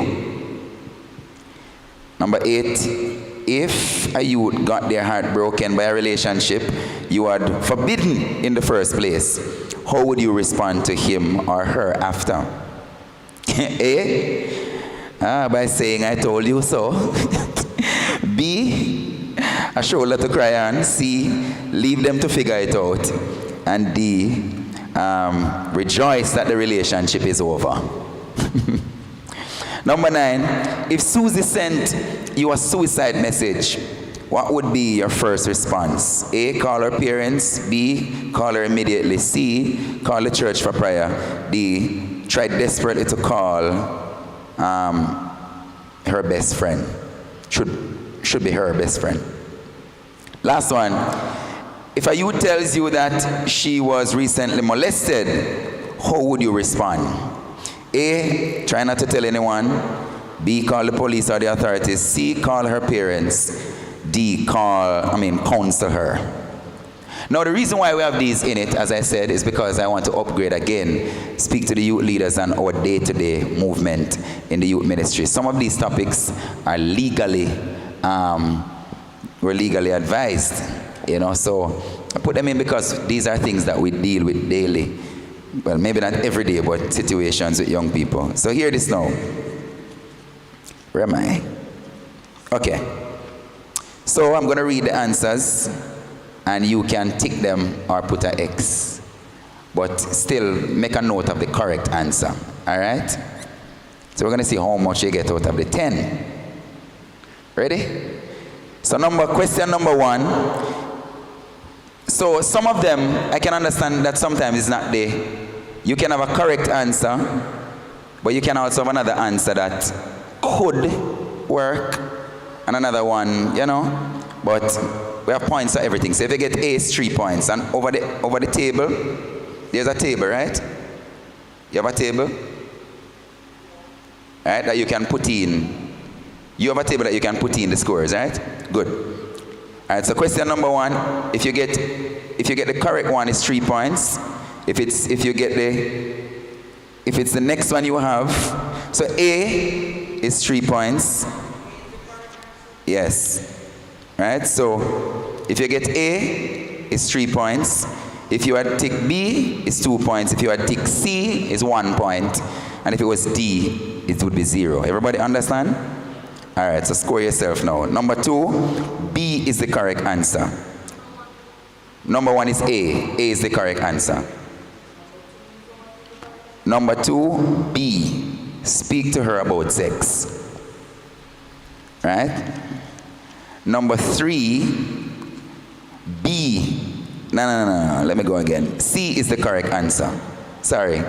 Listen then speak to the youth. Can you imagine? It's not my child. I hear a picnic, deal with it. All right, where am I? Number 4. B is the correct answer here. Find out what transpired. And everybody believe that? Find out what go on. You know? Number 5. B is the correct answer. All right? Find out what changes could be made. All right? Number 6. It should be D. Confront the situation but display respect. Number 7. A. Anybody disagree with that? Let me see those who are B. So remember, if you get B, it's 2, C is 1, and D is 0. No man, 6 is D. Dog. D as in dog. Number 7, A. Yes.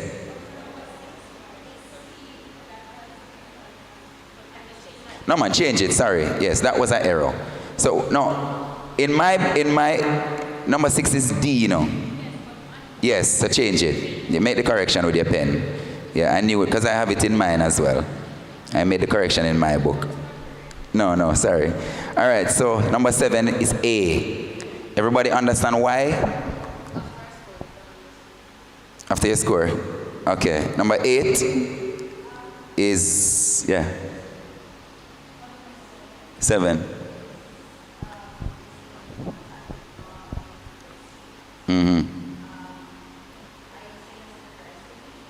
That's the first thing you do. Why? Because bear in mind, a lot of videos go around sometimes, and when you share it, you become a part of the whole problem. So if the person wants to sue everybody who ever shared this video about something that they never did, it's defamation of character, and your phone would have been. So on everything me sharing, and everything you jump and share, including a sex tape. I'm not saying that you're going to share it, but the first thing you do is to call the authorities so that they may deal with it. Remember, you have investigators who deal with it, and the police officer have a division that deals with, what they call it again? They deal with like cyber crimes, for example, and these things, and tapes and so on.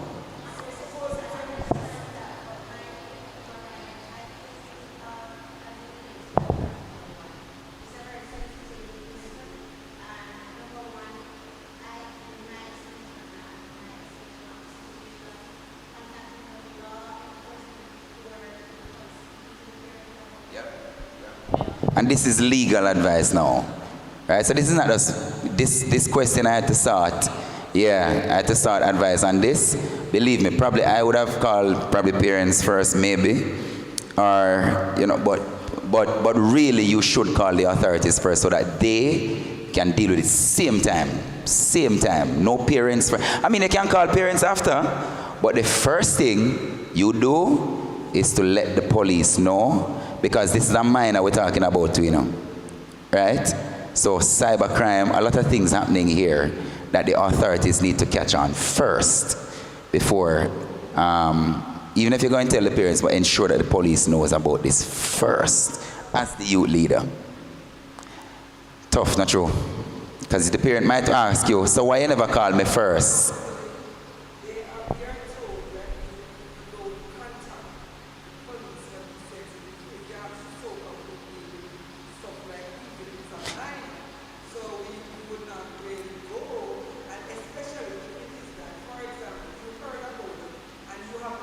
No, remember I said contact law enforcement, So I don't mean the police station, Sorry, I don't mean the police station necessarily. Sissoko is a law enforcement agency. So that's what I'm saying, not necessarily the police station, right? So if we use the word police, I guess we're using the word police. Yeah, no. Law enforcement. I know Sissoko is a part of the whole law enforcement agency. So that's what I mean. But sometimes people do contact police and police get in touch with Sissoko because some people don't know about Sissoko. They don't really know. So when them go to the station, then the station connect them with Sissoko and so on. So I guess if they don't know that, then they would go to the police, right? And the police will hook them up. All right, number 8B. All right, what do you think about that? Number 8, yeah, B as in boy. Be a shoulder to cry on. Are you going to say, I told you so? All right, number 9B, call her immediately. Don't leave people who send a message to them who commit suicide to themselves for too long. Immediate, not even church, you're not call for prayer yet. You pray and call her. Number 10B. All right, call the police and the authorities again. Can't hold, yes, you see this one too. These are serious things. Let me tell you why. A child says somebody molest them. You call a parent, and the parent can water it down. Especially, you never hear about these things. The mother say, her husband do this, and she say, no, Elisha tell. And she will start twist your mind, say, the pick me a liar. And she do it last year to a same where she did tell lie upon her uncle. But no. You have to call the authorities first, because some parents, they think the child is lying. And sometimes children come to camp on these places and talk to their team leaders. And what do you think we have to do? We can't tell parents first. Sometimes parents water down the thing, Yes, so you never hear about women who their husbands do things to the kids and they ignore it for years. Yeah, so that's not the best to call first. All right, so let's look at the discussion quickly. How well do I connect with youth in the following areas? Oh, you were doing your scores, right? You did your scores already? You did your scores already, so. But we don't have the tallying like the other one. This is just to see what you got, right or so. How well do you connect with youths in the following areas? Let's look at it. Speech. So you grade yourself between 1 to 10. All right? Speech. When you communicate with young people, how do you speak to them? On a scale of 1 to 10. All right? Language. Do you understand? Do you understand them? Do you communicate well with them? There are times we're on youth trip and we see young men on the road. We can't go to them, especially sometimes some people speak proper English, the King's English, the Queen dead, the King's English. You can't go to a guy on the road and say hi. You think he's going to respond to you? Hey, Andre? Man, I say, what are you with you? What the boy here come talk about hi. If I say big boss, what go on? You know, get the attention. Conversation. On a scale 1 to 10, how would you judge your conversations with young people? Do you think you and them have good conversations? How well do you connect in like small group meetings when you have a group of young people? You know, you always have a small group sometimes. 1 to 10. What about real life situations? You know, somebody died. I don't know. Heard that somebody got pregnant. Whatever it is. Real life. How do you communicate with them in these real life situations? All right? Social media. Yeah, you know. See it, you know. How do you communicate with them on social media? How is your relationship and your communication with them? Do they have to block you? Because you're always... I say, what kind of status that? What kind of clothes that you wear? What a shorts that's so short? The pitney just block you. I've seen a lot of things from a lot of the young people, you know. I mean, being the national youth leader, you know I have a lot of numbers in my phone. Youth leaders number, young people. I mean, sometimes when I look on status and I say, help me, Jesus. Help us. I'm just pass it. Say, Lord, do. Touch him. Because I know if I call him, I'm going to think I watch him status, you know? And I really watch it. You just go through sometime, I see something, I say, hold on. But then there are times I would call if I need to. Trust me, if you want to block me, you block me. But I would say to you, something wrong. What go on? But you don't really block me so easy. Right? Tragedy. Right? Tragedy. Death. Real life situations. Think about every real life situation. But tragedy, death, and those things. Failures. When they're crying about something bad happening, and how do you deal with it? All right. What's the next one? When angry, how do you deal with people? How do you deal with? How do you connect with people when you're angry? Right now, I don't want nobody to talk to me. You know, you just lock with yourself. Nobody can hear from you. Phone lock off. You know, when excited, how do you communicate?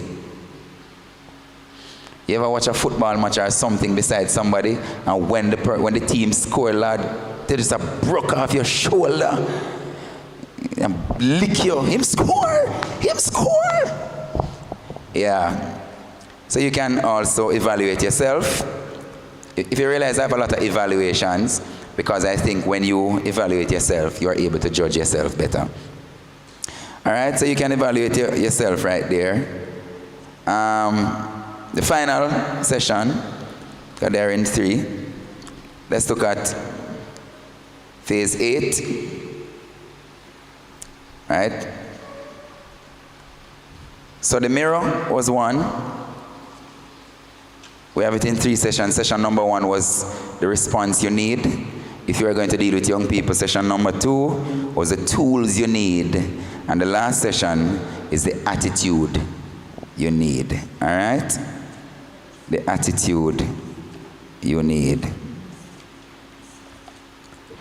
So in this session, you will identify the advantages of delegating, understanding the principles of cultivating and investing in their lives. We spoke a little bit about that earlier. And the last one, learn to display a winning attitude that transcends beyond borders and motivates positivity. So let's look at phase 8. Delegate, give them a chance, trust them enough. And I shared the story about the young when we were having the go out or go home competition, and I allowed them to run the finals. And then you have other times, for example, Operation Youth Trip, the guys preach as well. Now I have preachers who preach with me and so forth. And, you know, when I go to the church, I tell them, I know you wanted to hear me preach for the weekend, but I have other young preachers with me. And so one will preach on Friday, one preach on Saturday. I'll preach Sunday morning and Sunday night, if we continue up to Sunday night. And they're growing. And I have to give them a chance to preach, right? Your willingness to delegate will have to surpass your eagerness to be the super youth leader who takes on all the work. Delegating does not mean that you are relinquishing your responsibilities. It means you are dissecting the task into smaller portions, but you are still the person in charge of the bigger picture, and by extension, the outcome. You are still the leader, right? And when things go good, you look good, right? Who can they think them call? So we want to thank our youth leader for executing this wonderful program today.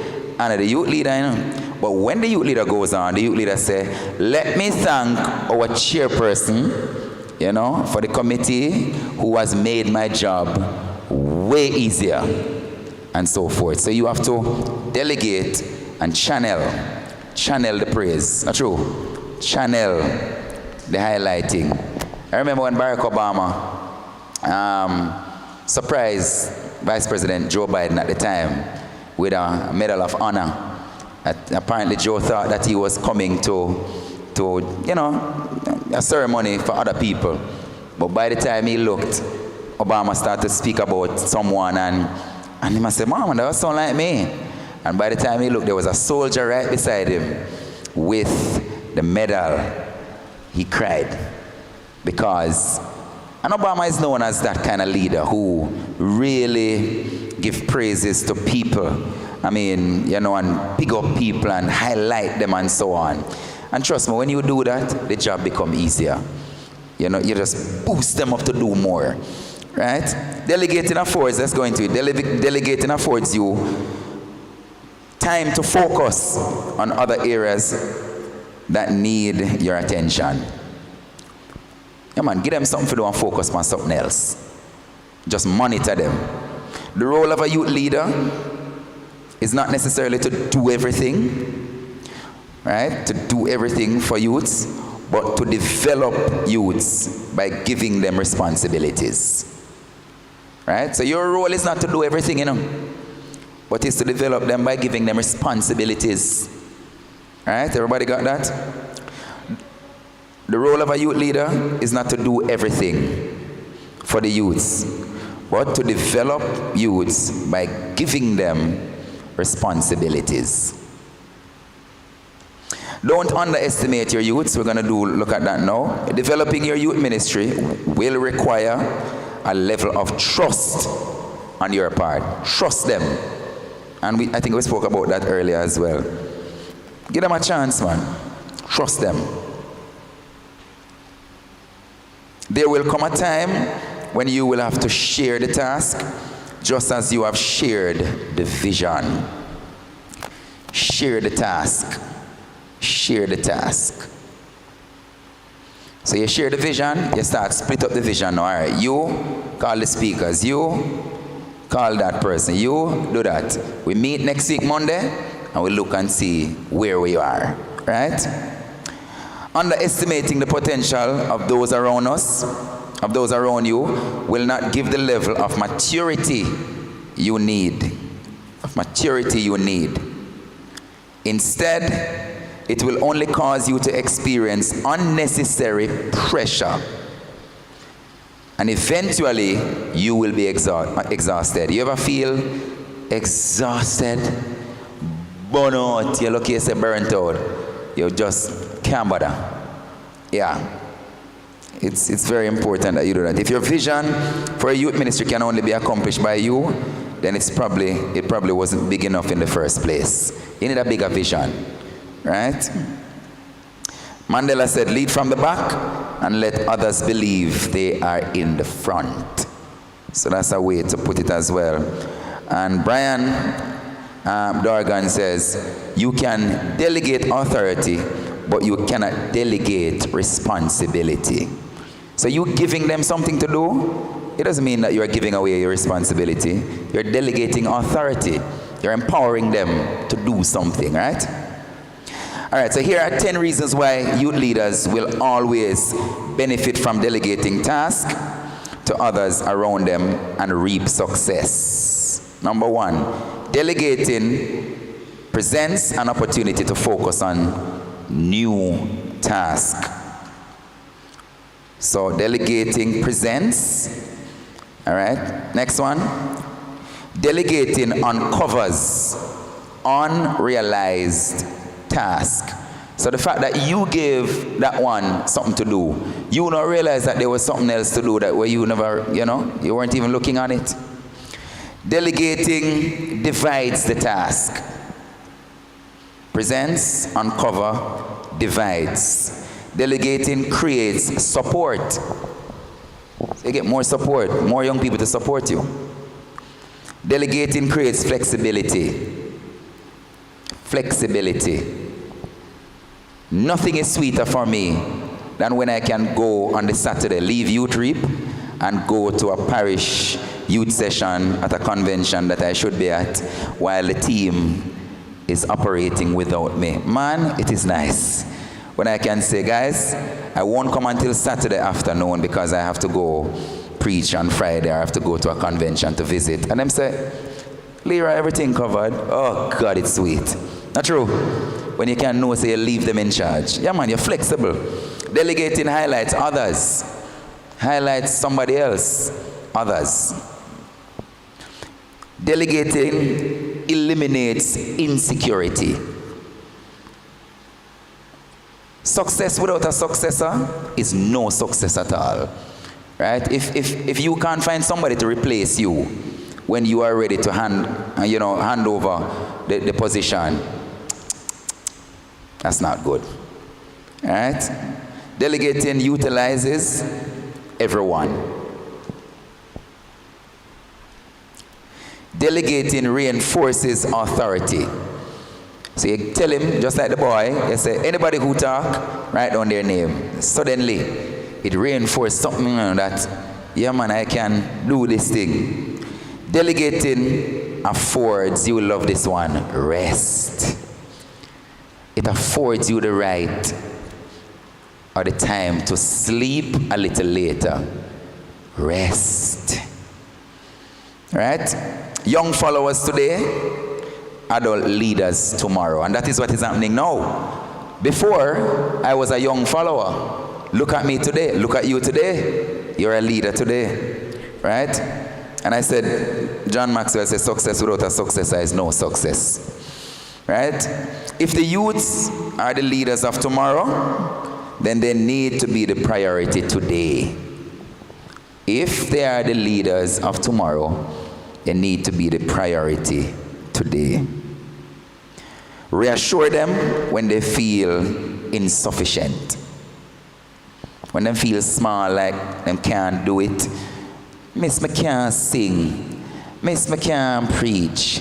Miss, me shy. You ever hear that? You hear them thing there, right?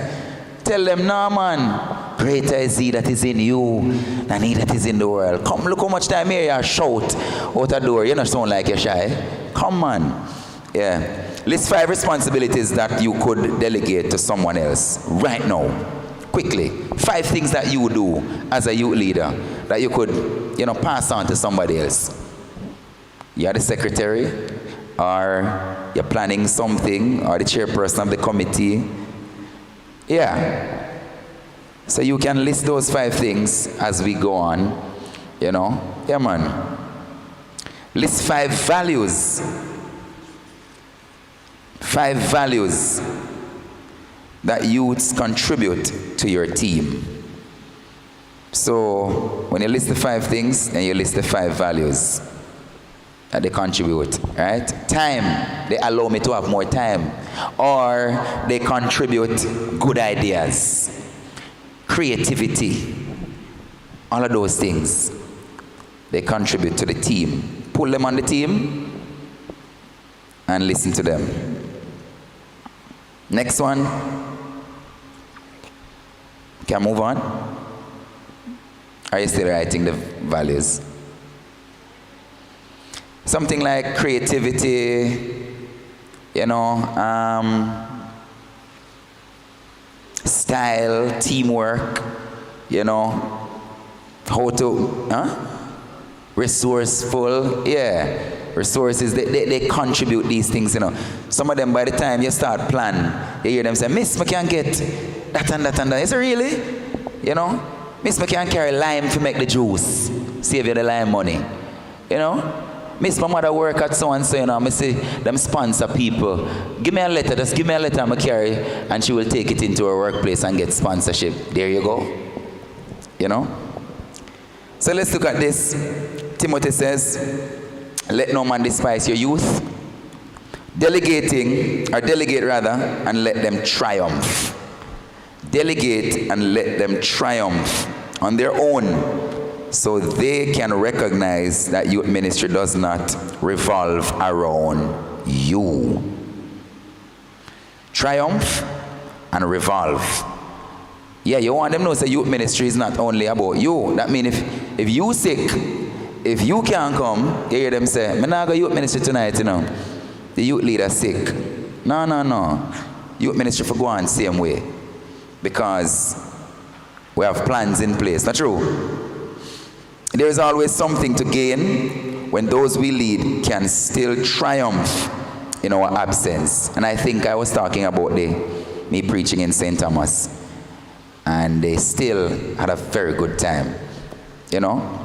Because you delegate. One night we did an event, an activity like old time church. Put powder in your hair and wear some clothes and all these things. That's the plan.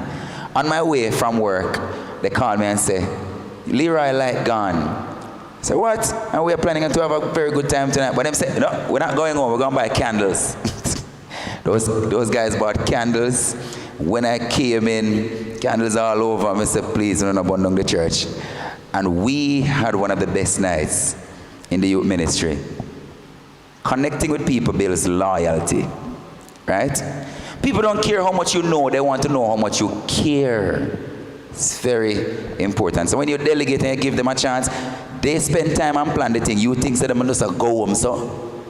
No. At them plan it, they're going to light candle just to see it come to pass. All right, let's move to the next one. So I've talked about 10 positive outcomes on the part of the youths.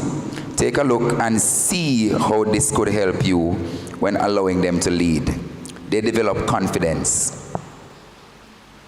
Right? So when you give them, when you delegate now, let's look at how it deals with them. Confidence.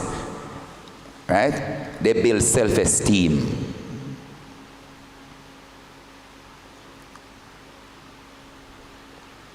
They represent what they believe.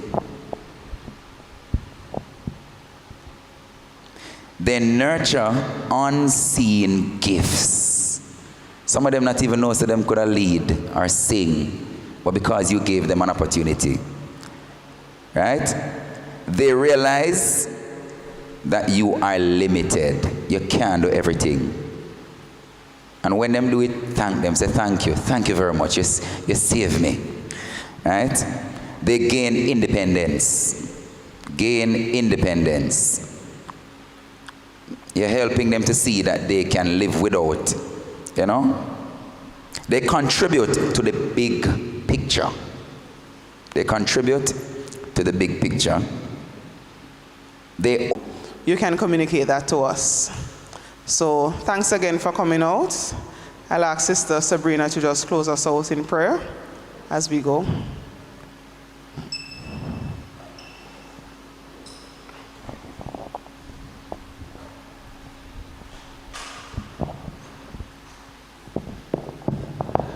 Let us all pray.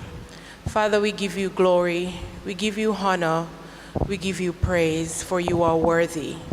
Hallelujah. We thank you this afternoon for your blessing upon our lives. We thank you this afternoon for this seminar where we have been taught, we have been trained, we have been poured into.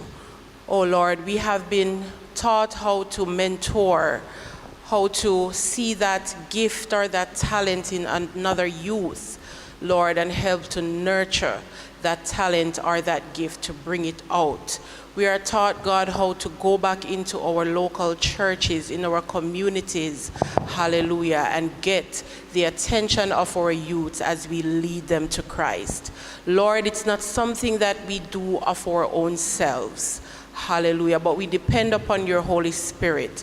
We depend upon your strength. We depend upon your leading and your guiding, hallelujah, as we go forth into the world, into our communities, into our churches, to gather our youths and to impact lives.